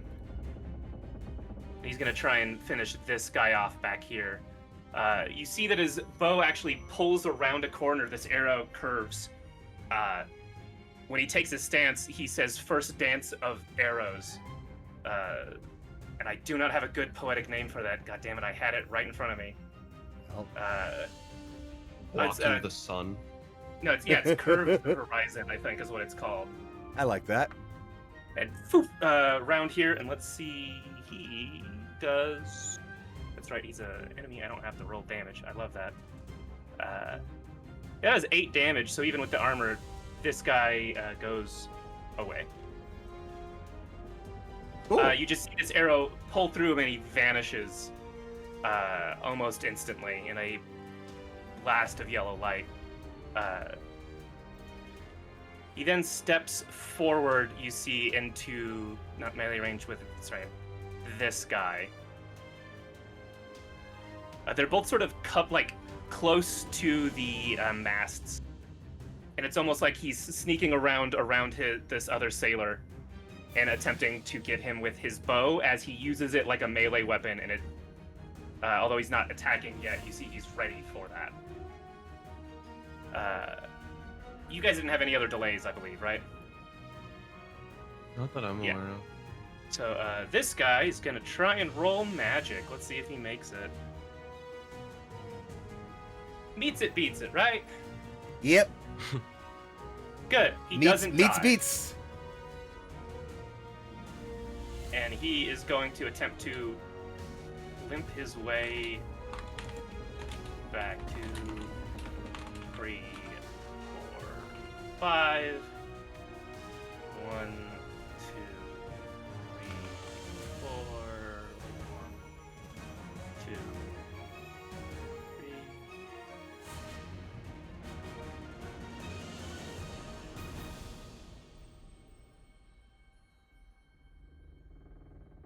Let me just move all of these guys.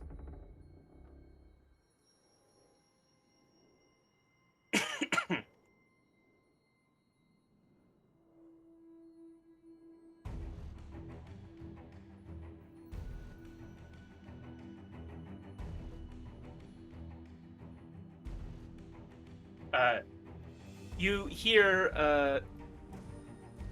their captain yell out, "Follow the beacons and retreat to their ship. Ours is lost," as you feel the ship has been damaged pretty significantly. It's not something you saw from above, but standing here with your magical senses, they have been fighting off these aetherlings for a little while, and at least these sort of storm sparks seem to have done a lot of damage below decks, and this is simply the last bit of their retreat.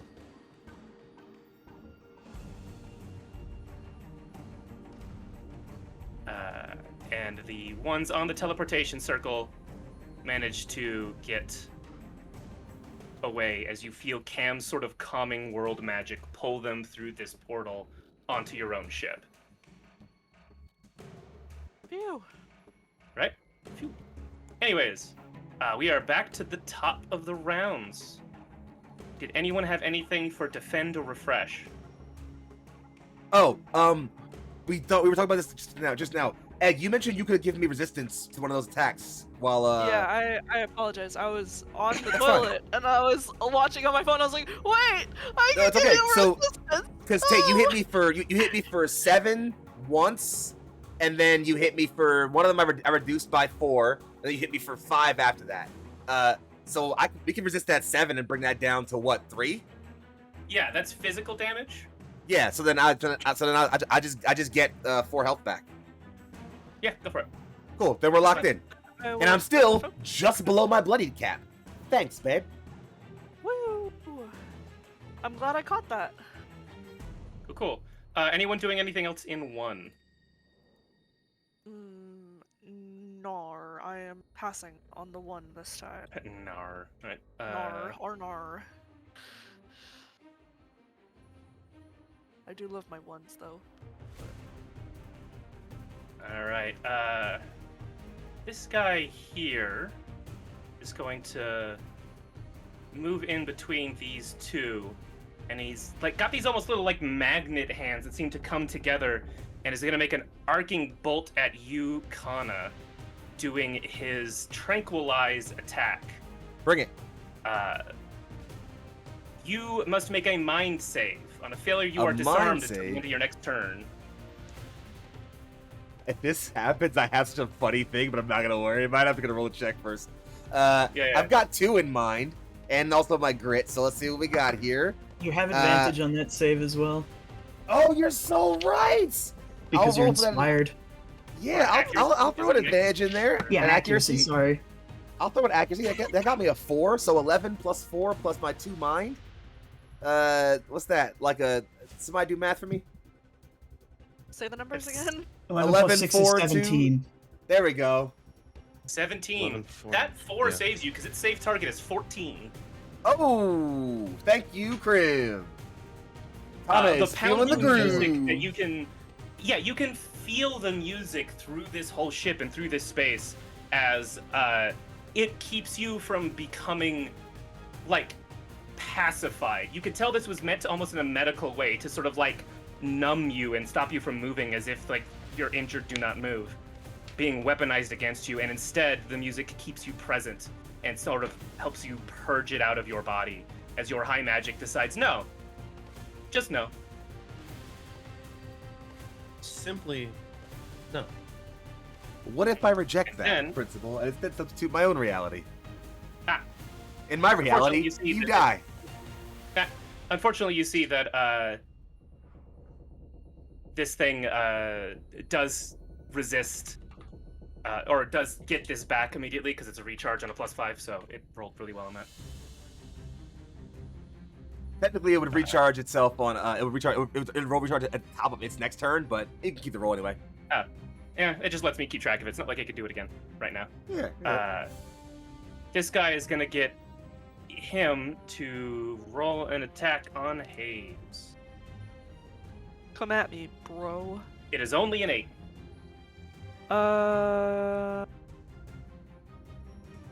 It dodges 5, so Oh, that will hit. Okay.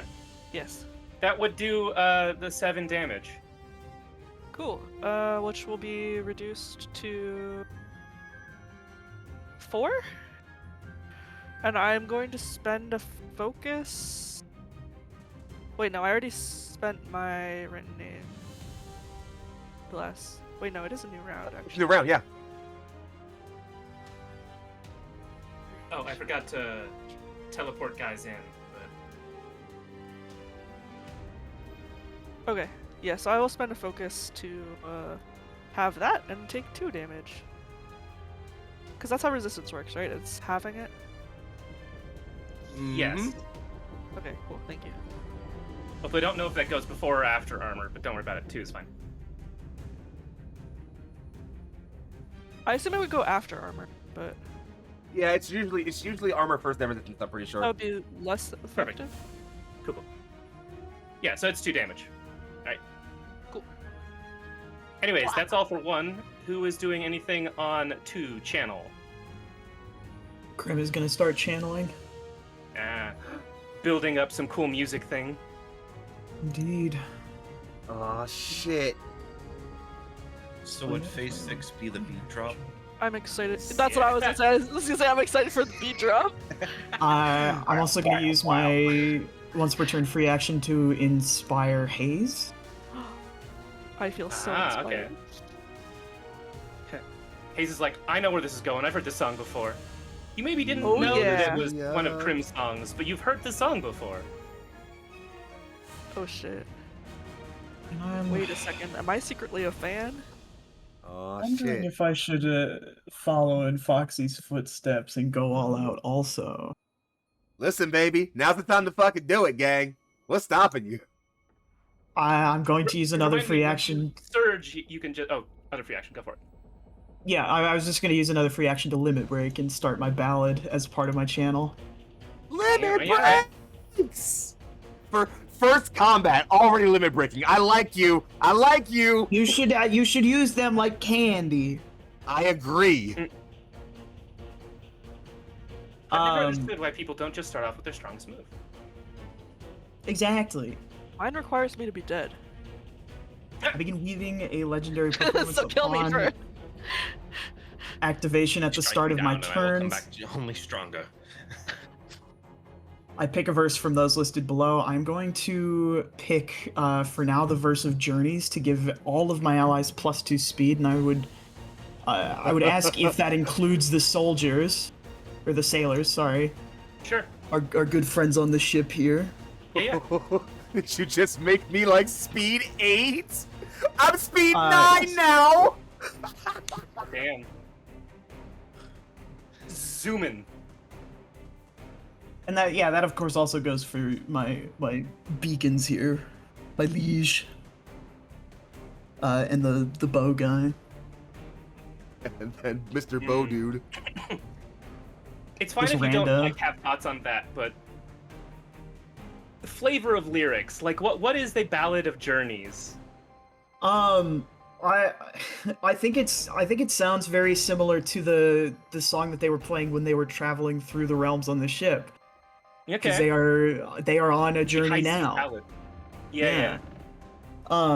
It's very not even a high seas ballad. It was based around the sounds of the mechanics of the ship, so it's very like Mhm. this could be such a weird pull. It's like the junkyard song from Ewan McGregor's. Damn. Yeah, okay. I missed what from Ewan McGregor's something. It cut out. for me. Ewan McGregor's Robots, the junkyard song Yes. that they sing when they're like Oh, chopping okay. up robots. Yeah. For those of Yeah, you yeah, who've yeah, yeah, seen. yeah. I do love Ajax that. feels That threatened. movie holds a special place in my heart of being so weird and fun. Anyways, Okay. It's about communism, the movie. it is. It is 100% about that. But yeah, it's got that same sort of mechanical, like thumping, sort of rock vibe to it, and it just sort of kicks up a little wind around Crim as they begin channeling the spell. Yeah. Mhm. I dig it. I dig it. Alrighty. Yeah. Was there anything else here? Nope, not yet. Cool. All right, that was round 2. Now 3. Just trying to make sure. Do I have anyone else on 3 other than the ranger? Nope. So yeah, on 3 you see, strangely, as he is sitting here, and you've also given him so much speed, he, empowered by this extra speed and the people at his back, Rodram is so excited to have people that can actually be on his level or higher, honestly. Seems to almost just, oh, accidentally move that, step around this guy. It's 1, 2, 3, 4. Actually, to be next to Kana, and this guy just takes damage. It's this fun ranger thing. Oh, that's fun. Of just, yeah, he just rushes and gets to deal 3 piercing physical damage to an enemy within scope of 10. And if he was hiding, Nice. he wouldn't be unhidden by doing that. He just gets to stay hidden. Damn. Right? It's amazing. So yeah, he just takes 4 damage. You see he with his bow, it's I think he calls it like light step on mountains or something to that effect. And it's like he takes 3 steps for this whole thing, but as he twists his bow, it does slice through as if it's a blade as he passes around this guy next to Khan's. I have no idea why you're here, Beacon, but I appreciate you fighting for my men. That would make us comrades and equals. I also have no idea why I am here, but I believe finding out will be part of the journey. He laughs. It's a boisterous laugh, just like almost haughty, but not really, just full of energy, the kind of energy that you, Kana, yourself don't feel like you've had this journey. And the most excellent journeys are the ones we have no idea why we're here. Anyways, that's his turn, because it's still a full action. Mm-hmm. And yeah, next would be 5, Brawl. Oh, we're on 5? Yeah, that was 4, reposition. Oh, fuck yeah. In that case, yeah. Huh? Sorry, Hayes, did you want to do something first then on 4? No, I'm good. I just 5. lost track on my counter. Yeah. I mean, hell, my homie just I'm set the still here for tempo, 5. quite literally, so, yeah, I think I'd love to go. First things first, I'm gonna go ahead No, sorry, and... that was 3. It is now 4. My bad. That Okay, was well 3. then never mind. I know. The move said +4, and I read that as the round it was on, but it's +4 recharge. Is my bad. So yeah, now it is 4, if there's someone else going on 4. I'm good. But if not, then it is still 5 anyways. Okay, cool. Now I'm gonna do some things. How do I best want to do these things? I can move through his space with my rollout talent, even though it takes me 1 stress to do it, but that's okay, because I'm gonna do that and slide to right here, and I'm gonna limit break, bud. Damn. All right. Yeah, that makes sense. Yeah. So that's gonna be a thing that I do. First off, I'm gonna repair all my destroyed weapons. I don't have any. I'm gonna regain all broken phantom armory profiles. I had the 1, but it's back now. I then get to attack with every weapon I have, including slow ones. Goddamn. The Let's start ultimate the- full attack. Get fucked. Let's start off real simply with my linked gun blades, because I've got those real quick. They're just gonna be normal attacks with my, with the gun blade. First one's a 19 +2 to hit for a crit. Second one's only a 9 +2 for an 11. That will hit. Well, it depends on who you want to hit with that. Actually, you know what? I'm gonna resolve. No, they're both gonna go against these guys. Those guys. The Buccaneers. Buccaneers, yeah. Lost Buccaneers. Yeah, okay. Just the EMU droids have a lot more dodge and 8 defense. They have like Notice. 13, so you gotta be specific here. Sorry, okay, yeah, those are both against 1 each of the Buccaneers. They both do 1d3 +1 damage, so we're gonna go against the super damage one first. Max damage, that's 4. Yeah, he's dead. And then the other one is max damage for 4. All right, up next, I have my regular sword, which I'm going to also swing against my I need to limit test how hard this guy can get hit. So let's see what we can do. Let's go against the against him real quick. It's the main weapon, so I'm gonna add an accuracy here. That's gonna be a grand total of. I'm actually gonna remove the accuracy for power attack. So I'm gonna get. So I'm gonna do that before I rolled. I should have done it before I rolled. It's gonna be a 13, 14, 15 total to hit. That'll hit him.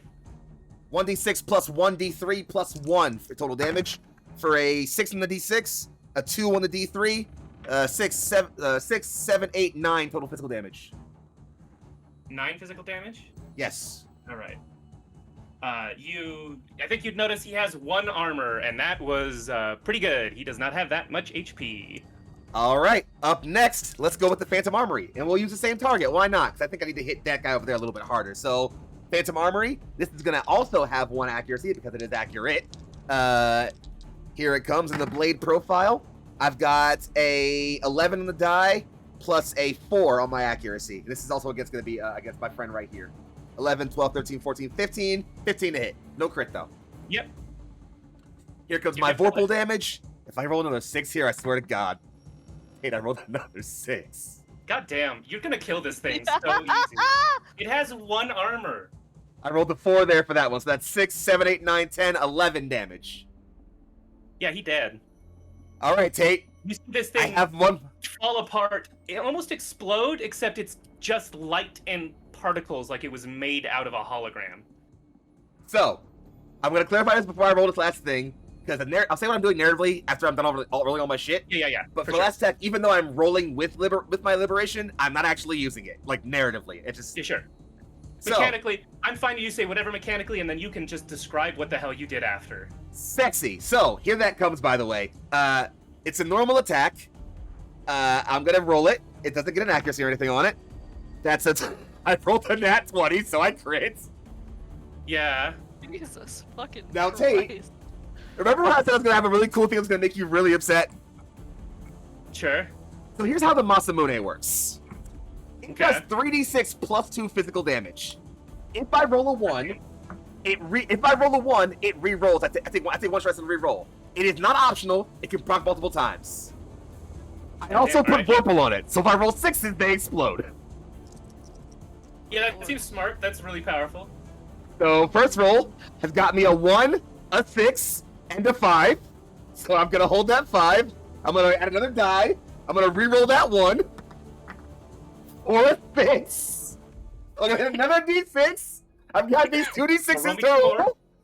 That's 7. So let's see. Okay, so that's 4 and 3.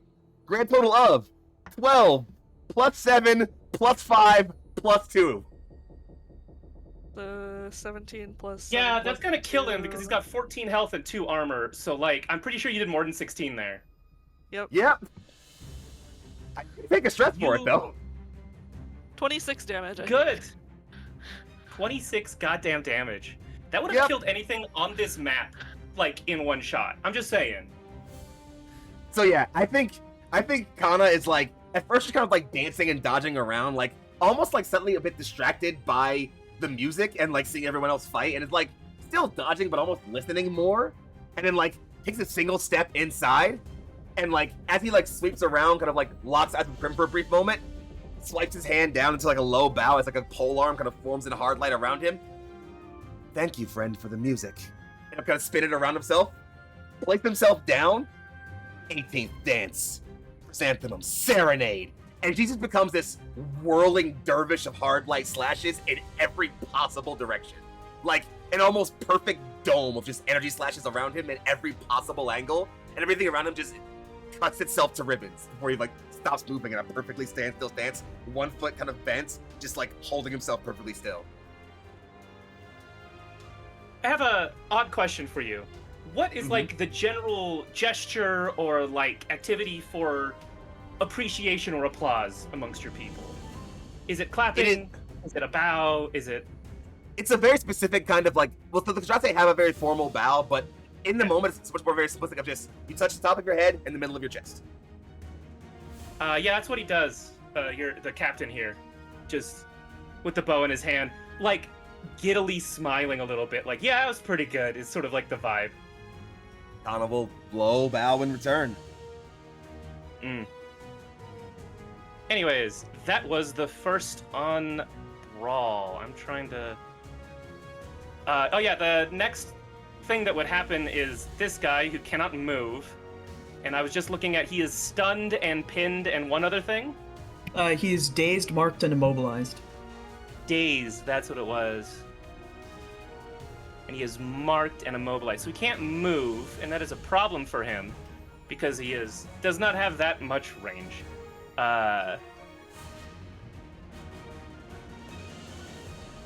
Don't worry, it won't be a problem for long. Oh yeah, Chas, do you do force damage by chance? Yes. Yeah. I won't roll for it because he can't get close enough to do much about it, but this thing's tied in knots. You do see it because it only is the one turn, if I understand. Like Yeah, until the end of this turn. Yeah, so it's just sort of narratively, he does a useless attack mechanically here because it does destroy a bit of the ship, but just there's an explosion of storm around it as it manages to then finally pull off all of these other conditions, but that's all it can do this turn. Anyone else doing stuff on 5? I will. Does anyone else? Hey. I would like to start with my movement this time. Mm-hmm. Let's see, I'm gonna go 1, 2, 3, right between these guys. And I would like to use the Thunder Stomp skill, which is a burst one. I remember so you getting this. Yeah, so it will hit the guys in like a diagonal line around me, like in the one ring around me.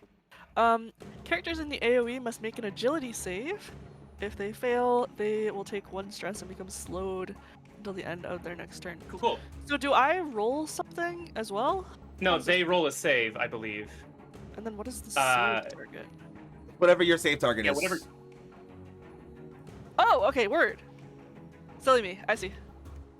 So save target is 12. Yeah, guy up here got a 9, or down here got a 9, and the one above you got a 19. So he's definitely taking the damage. Yes. So yeah, 1 stress and slowed for the guy who failed. Alright. That's what the green bar is. You guys rarely do stress damage. Yeah, it's Our switching caster it isn't up. here. It's different. We have a guy for that. He's gone. Yeah, he's taking 1 stress and damage. No damage. Yeah, it's just stress. Just Okay. the stress damage. And then I will spend my minor action to summon another. I believe two the storm stone. stomp you get to move too, right? I don't Or is it think just the so. stomp? Okay.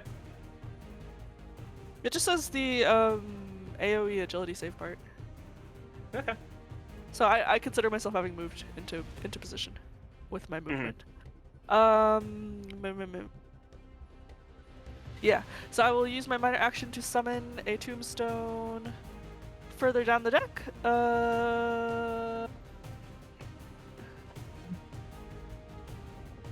Yonder tombstone. Oh, they do. Wait, no, I don't want to put it there. I want to put it here. Do a little. Where's that little snail guy that we 2 used to lines work on this with? guy. And I imagine this mist will kind of like mingle with the sailor next to it. Mm-hmm. Let me write down my second tombstone. Perfect. Yeah. All right. Cool. And that is 5, unless there's anyone else in 5. I could surge in theory. Yeah, if you wanna. I don't know. We'll I stop mean, you are speed 9. Yeah, I'm aren't you? speed 9 right now. What the fuck is stopping me from surging, right? Like, you know what though? Yeah, I don't have I'm anyone gonna else surge in until full. 7, so if you want to do. Yeah, actually, then Yeah. yeah, I'm gonna surge now so I can see if I can put the hurdle somebody before they do anything. In particular, they're a bit too tough for me to be able to one shot unless I. Yeah, you know what? I actually need to wait till 7 to surge. I'll wait. Mm-hmm.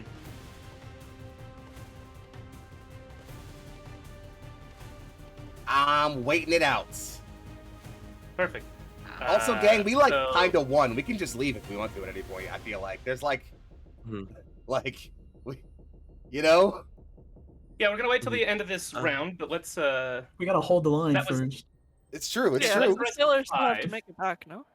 6 is release, so I believe that whatever you were doing gets It's to happen. time. Yes. Yes. So I'm casting Soundwave, a 1-mana spell that I is a fucking love that blast one transformer. zone. Mm-hmm. Yeah, that's exactly what I'm talking about. I am This is creating a blast one zone around our good friend the Firebug here. Creating a sound vacuum. Characters in the zone when it is created take 3 stress. Characters are silenced and vulnerable to force damage while in the zone.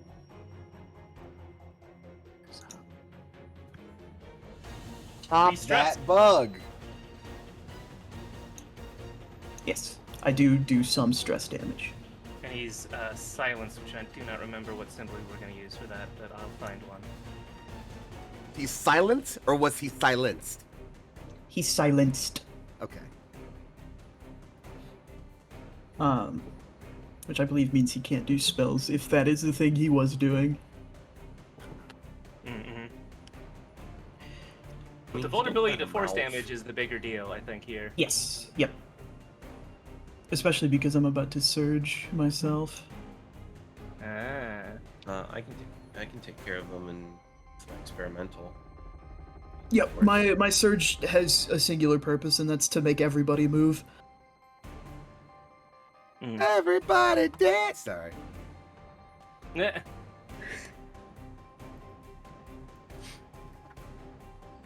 Right, we're just gonna put a little red X on him. I know that usually means down, but we're just gonna say silenced because I can't find a good one. Cool. Yeah. Anyone else doing anything on 6?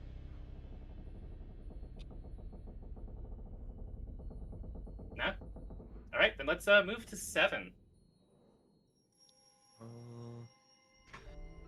I'll definitely be going. You go for it. Alrighty. Yeah. Ajax will. Let's see. Yeah. Kind of. They'll actually send a message to Kana, but Foxy ain't here real quick. But Put it in we'll chat. I'll pick it up. hold on that. Put a pin in that, and they'll just move. They'll just walk this little surge bug down a little bit, and fire at it with shoot their 'em. experimental and shoot it. Let's see. That is a 9 plus a 2 for the accuracy, so 11 to hit. Mm-hmm. I'll hit him. Only just, but a little low. And then a 2d6 plus 3. That's a 6 and a 3, so 12 damage. Force. Yep. Is gonna get him. Easy. Yeah, and then that plonks Victory Rush, gaining me another 4 temp HP, bringing me up to 8. Damn. Oh shit! I should have gotten that too. Yeah, you should have. I'm I surprised forgot I've you got didn't. Victory Rush. Thank you for the reminder. Oh, and Ajax will actually send a message to Kana,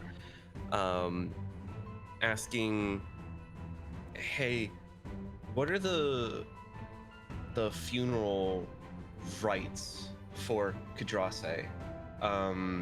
Should I try and extract the fallen soldiers?" That is kind of you. If we are able to, I would like to, but do not stress yourself beyond your means. The Ajax will nod. I don't know if it necessarily like comes through in this little mental link. Just like a simple little acknowledgement as the puck will spin, and because I think there was one that fell up by the bow of the ship It was- or by the front? Yeah, there was Yeah. one I think on both down here somewhere as well as up here. Sorry, I Mhm. didn't mark them. Yeah. In particular. And Ajax will start, like almost like a little bubble will appear around them, kind of almost stretching to get as much of them as possible as they start to get dragged towards the teleportation circle, happening one at a time. I imagine that they would start with the one furthest away, and if need be, actually physically grabbing the ones that fell further down here. And then that has been spent. Let's see if that procs. It does not. Let's see there. Let's see. He moved. Let's see. We moved 2. We've got 2 more. Let's see. Let's see. Is he within range? He is.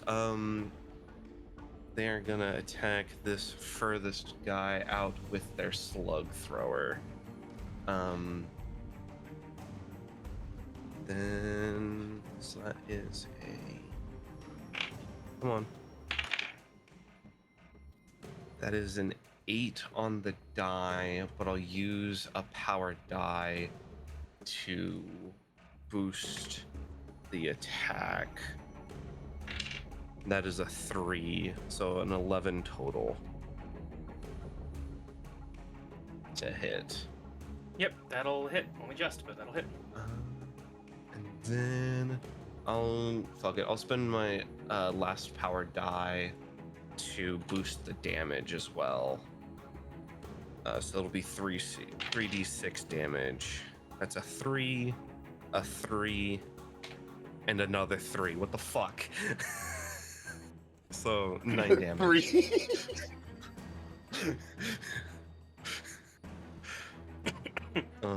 That's pretty decent. Yeah, and I think I'll continue. Ajax will continue to move. I don't think stepping inside this square does anything to me, because ally and not enemy. I don't know. I don't know. Does This the one, what spell does it do at affect anything to everyone, allies? or It just says characters. So that's Okay, everybody. So I you're will- silenced and vulnerable to force, but you don't take the 3 stars. That's just when the areas. Okay. Cool. I don't think silence matters that yeah. much to you. You don't cast spells. Yeah. Now no one can hear you That'll shoot bring your up- gun. I got a mouth, but. Your mouth doesn't what makes sounds, anyways. Yeah. I mean, hey, silenced weapons. Cool. All right. Is that all you got for this? Let's see. I rolled for that. It did not proc, so. No, I did. I So need I'm to gonna roll adjust this so it's actually fast on. reloading procs. That is a 6. A lovely jubbly.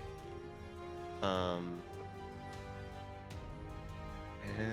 that is reloaded. That is not.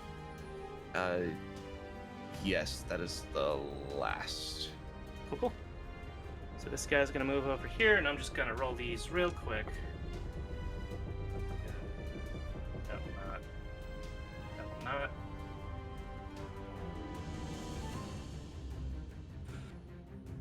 Okay, he gets hit a little bit, just the once. Expertly dodges out of the way for most of those. And we got 3 people here that are just gonna swing a whole bunch at Hayes unless Hayes has got something to prevent that. Oh, wait, are they all going? Oh wait, sorry, you were gonna go. Sorry, that was just the one. You're right. You should go now. Sorry. Then yeah, I'm just gonna gonna surge and go help out Hayes and get up here and swing at this guy, honestly. Yeah, fair. Yeah, let me go, let's go do that, because I just wanna go up there and help my friend with some swinging. And you know what? I guess he's gonna actually draw Liberation now, because why not at this point? We're already going in there. Mhm. So yeah, here comes I'm that honored. attack. Not the best roll I got, only a 10 on the die. but that's a +2 for my grit for 12 total. Yeah, that'll hit. Cool. I've got +2 to speed. Well, then you know how this works, friend. 3d6, 1s get rerolled, 6s explode. Keep going. Funnily enough, I didn't roll any 6s or 1s, so it's Huh. only 14 plus what's it 3d6 plus 2? I forget. Yes, so it's 16 total damage. That does nearly kill it, but not quite. Cool. That's all I got. All right, then I do think that this guy, at least down here, is going to change his target. You, Kana, let me just make sure. Open. That's only a 7 to hit. Is that gonna hit you? Nope. Oh, that's a 24. Does hit me. can Yeah, that's interpose. 6. Yeah, if you want to, go for it. Just they're also gonna start swinging at you, so it's up to you. Well, I'm gonna interpose that one with the tombstone. Okay. Cool. I'm assuming the 24 is still gonna hit. It takes 6 Yep. astral damage. Absolutely. So that tombstone will dissipate. Yeah, as its like a second swing. Cloud blown on the wind. Yeah. Because like the way it's been attacking is it has this big cleaver and a knife, like this big scimitar, and so it swings, and the second one always seems to slice through with energy as opposed to physical, as it's an energy cleaver. So it's 6 astral, and then the last one, it's a 9 to hit. But I A don't. 9 think that's misses gonna hit. me. Yep. All right. So that's that one. This one that is slow doesn't get to move this attack this turn. They go on 8. So the one up here is going to swing at you, Hayes. So Alrighty. that is 8, 9, 10, 11, which I believe you do have a low dodge. Yes, that will hit me. What's our damage? All right. So that is going to do 7 physical, and you lose 1 focus if the first one hits you. Alright, so I'll lose 1 focus, and then you said 7. Yeah, so 2 damage. 3 armor, so Oh, yeah, 4. Cool. 4 damage. The next one, Minosaurs. that's Bam. another I am 24 for the bloodied. second. It's another 24 for the second one, so that is 6. Think. 6 damage is minus 3 armor plus. Okay, so then 3? Mm-hmm. Yep. And then, that one is only a 4. I rolled a 1 and a 3. So that one will not hit. Oof. All right. Perfect. Alrighty. So, unless anyone has anything to do on 8, Run! so yeah. Like I could surge, Run, but it's bitches, like run. you know, it's about to be the next round. I will say this anyways. is effectively the end of combat, and some narrative things are about to happen.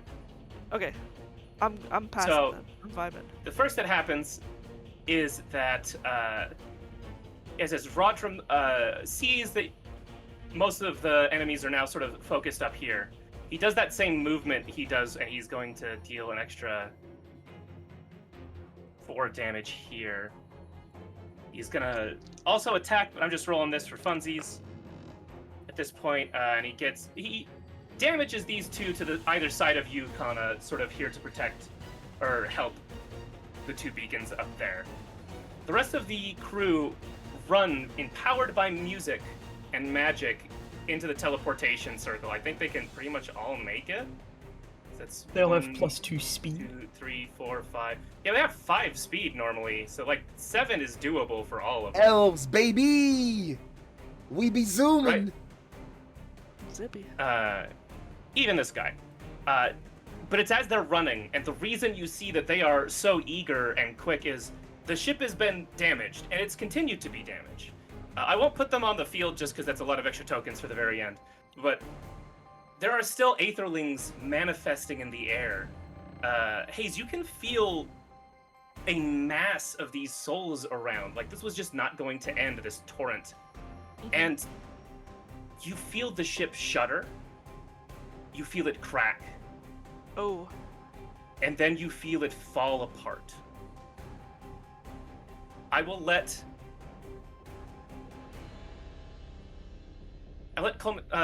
Krim, you can roll me something to get in this teleportation circle at the last second. Can I also,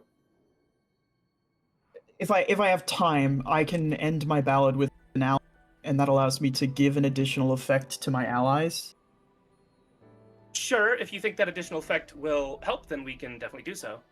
I mean, I'll let you tell me, because the effect is called the New World. Each character can shift up to their speed.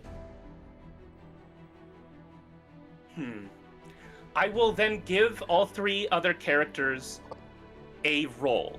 Like, you can roll me a roll to see, do I react in time given that option? Because it is falling apart now. I mean, I'll say it's probably agility or evoking a skill. But all of you, by doing that, I'm going to say, though, that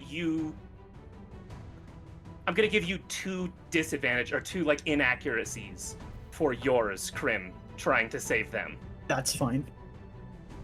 can I throw a possibility at you, GM? Sure. First, always try. with the question of, with how I've established Kana's physical strength, could we justify Kana being strong enough to carry Hayes?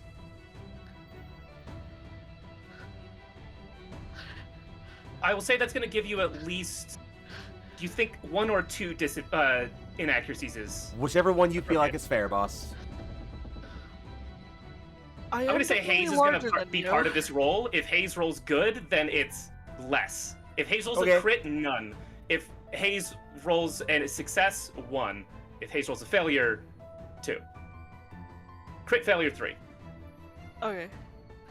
Because it's basically how much of is Hayes accidentally being dead weight or helping. Oh, yeah. I rolled an 18 plus 2 for grit, so 20. Damn, all right. No no inaccuracies here. Cool, Thank perfect. I will say, Kana's plan is not trying to make it back to the circle. At least not like it's not like grab Hayes and run before the ship falls apart. It's the ship is falling apart. Grab Hayes and just sonic navigate my way, hopping from whatever broken pieces of ship I can until I either end up on solid ground or at the circle. Yeah, I will say that a failure here isn't going to kill anybody. It is just going to decide what situation do you find yourself in when this is Alright. over. You ever see that one cutscene in Sonic 06 when Sonic rescues Elise from Eggman's fleet and has to like jump through a bunch of shit when the ship's blowing up? This is that. Yeah. We're doing that right here, gang. I'm channeling my inner hedgehog, and I'm gonna use my sprightly tumbler feature here.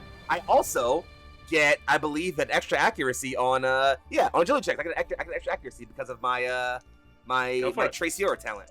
So that means I'm gonna get a grand total of 3 accuracy here. God damn. I'm a sprightly little dude, gang. 15 on the die, 6 for my highest accuracy. 21 before grit. 21.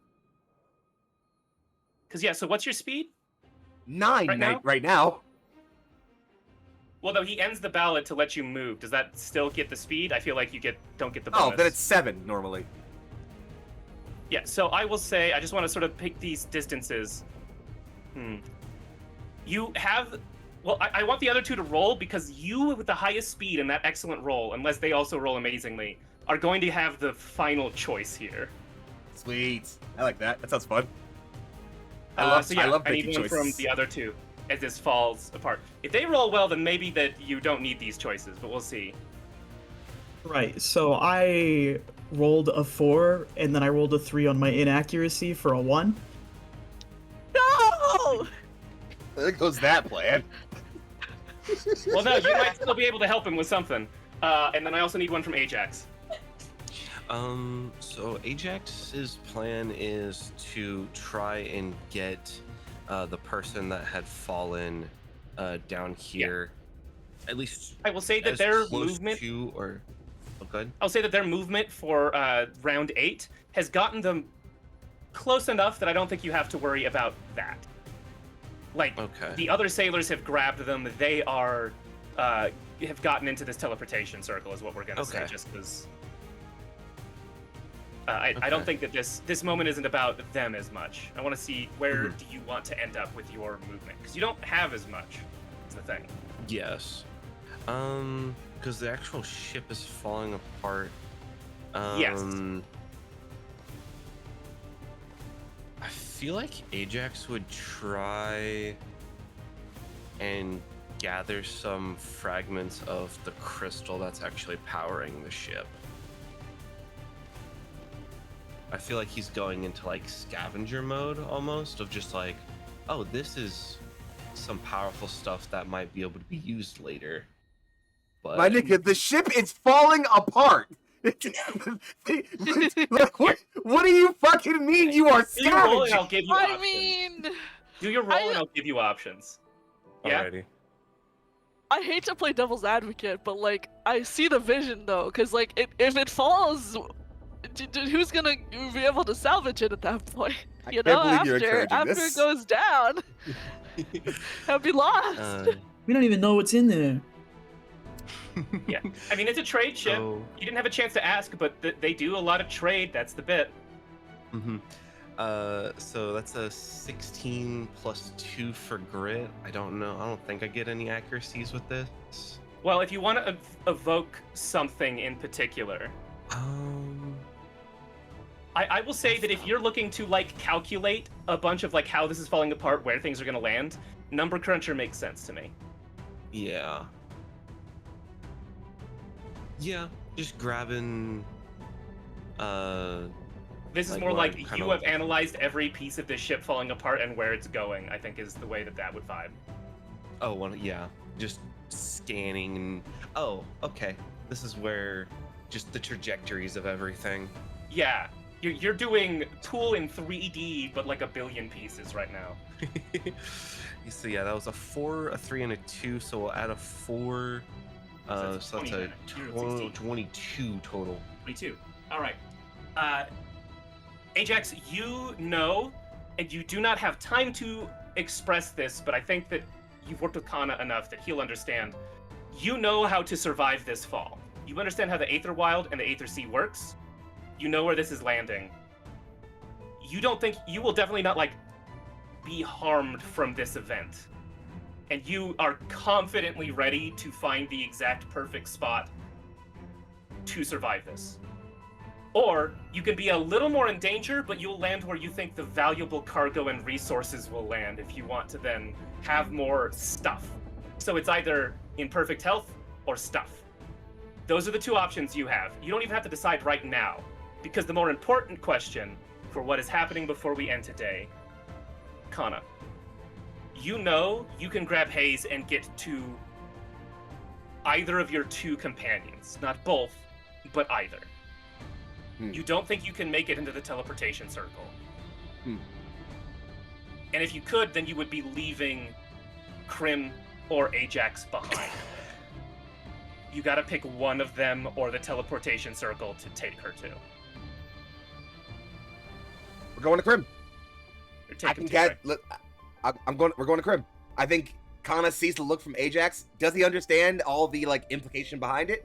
No, but he doesn't understand most things, and he trusts Ajax to know that like when Ajax gives him that confident look, things work out mathematically in Ajax's favor, like 100%. And you see Ajax striding confidently to a specific location. He's not Yeah, panicked, like- he's doing it.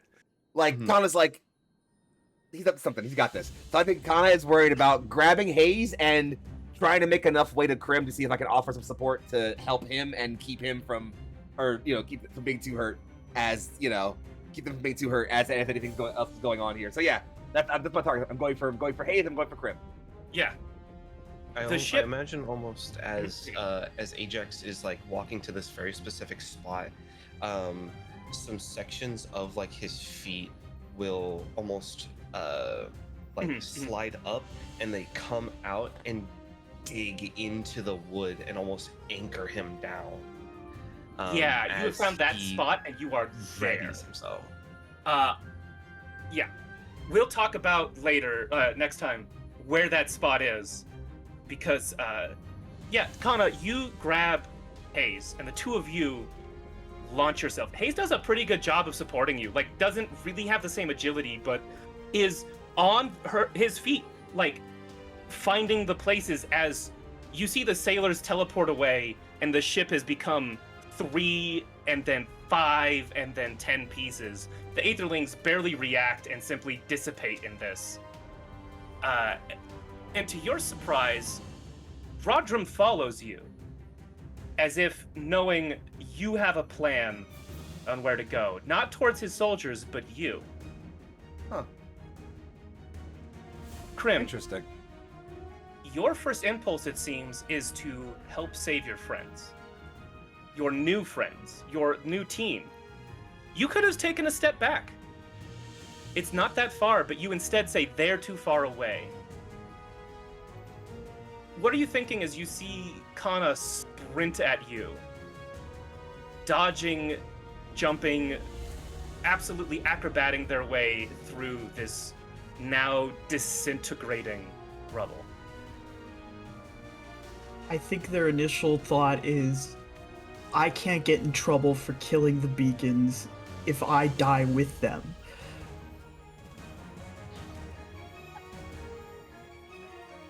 It's true.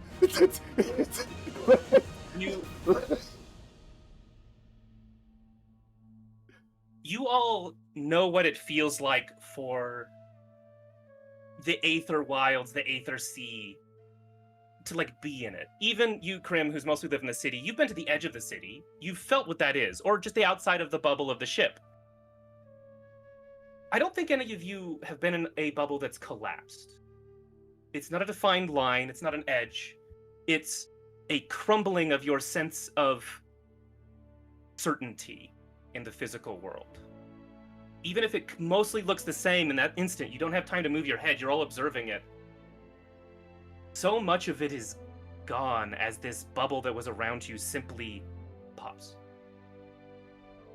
And you are now fully in free fall, not just dropping because gravity, but dropping because there is nothing that is stable nor real. You fall. And that is the end of our episode, ladies and gentlemen. Dun, dun, I have had a dun. wonderful time playing with these beacons and our newest member here as well. We do have a little bit of announcement here at the end, so stick around after outros for Blood and Currency, I believe. But really quick, my name is Tate Washburn. You can find me at Tate the Terrific, any place I care to be found. If you find me anywhere else, no you didn't.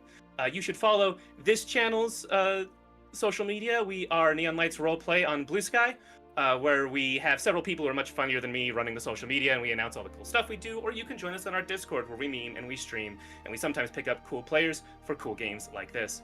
I would love for my players to reintroduce themselves, say they've been playing, and tell us where we can find you next. And I'm going to say, starting with Egg. I don't know what the layout is on stream, but I have the little screen of you guys, so let's do Egg and then clockwise. Hell yeah. I'm Emily, or Eggchan. You can find me as Eggchan on the internet, on Itch and Twitch. And you can also find me here tomorrow at the same time for Whoa! So many games, all the games. Yay. Yeah, I had a great time today, so lovely seeing all of you. Passing it. All right, next up will be Foxy. What's up, gang? I'm Young Foxy, aka Big Foxy, also known as your favorite Fox Phillies finest. I'm all over the internet if you're looking for me at Young Foxy. It's YUNGFOXXII. Occasionally, with an underscore in the middle of it. He's also had a lot. If you thought you had enough of me, well, you're wrong. And if you want some more of me, well, I've got just the thing for you. As tomorrow, at the exact same time as already mentioned, you will catch me running the premiere episode of a brand new little adventure with me, taking a little step back into the inner sphere in 31st century for the game of Armored Combat. That's right, I'm back on my BattleTech bullshit. It's gonna be great. Catch me tomorrow for Blood and Currency, and otherwise you'll see me around for other great shows that are here. Hang out with people who are here, support the people who are on your screen because they're incredible and lovable. You've all been great. I've been Foxy. This has been fun. Mwah. Good night. Let's get Chops. Hello, everyone. I'm Chouse. I've been playing Ajax, the one who thinks a lot. It doesn't stop. yeah, Gunslinger Machina, and teller of one joke. I'm so proud. One. I'm so proud. The ball's rolling up. Yeah, and I am excited to see how difficult of an extraction it's going to be from falling into the Aether Sea. But that'll be next time. Be there. We'll be fine. It'll be fine. You'll be fine. It'll be yeah, and yeah, you can find me on my own Twitch. It's Chaus, ITSCHAUS. And I think that's pretty much it. Yep. And then last but definitely not least, our newest member. Hi, I'm JT or Jeet. Thank you guys for having me for this. I'm very excited to get more settled into Culmination Crim. I think this is a very exciting. Falling straight into the Aether Sea is very cool and fun. You can find me all over the internet at Entropy Emporium, because I have a Twitch channel that does actual play shows as well. As for where you can find me next Wednesday on Live from the Apocalypse, I will be returning as a guest star on their Star Trek series, The Gallant, as a Starfleet intelligence officer investigating some augment shenanigans and seeing if the crew are guilty of anything to report to the admirals of Starfleet. So I will be there next Wednesday at 8 p.m. EST. Anything else you want to find me at, you can find me on my socials tweeting about it, or I guess they're calling it skeeting on Blue Sky now. I don't. No, we're not. I refuse. I'm fervently against skeeting. I am deliberately against disgusting skeeting. to say. Actually, You're paying. But that's what they're you're not calling against it. feels me. It feels weird to say. It's does. it's It does. gross. It's a name you spit, and I don't like that. But yeah, I'll be tweeting about it there. Blue Sky, because I'm supposed to be in charge of the promos or whatever, because it's my channel. But you know, it's whatever. Whatever. And I'll be back here next time because this is cool and exciting, and I'm having so much fun. And we had so much fun having you. Thank you, everybody. Again, Yay! stick around for the end for that promo for Blood and Currency, and we will see you at the next adventure. Bye-bye. Bye-bye now. Bye-bye. Bye-bye. Bye-bye.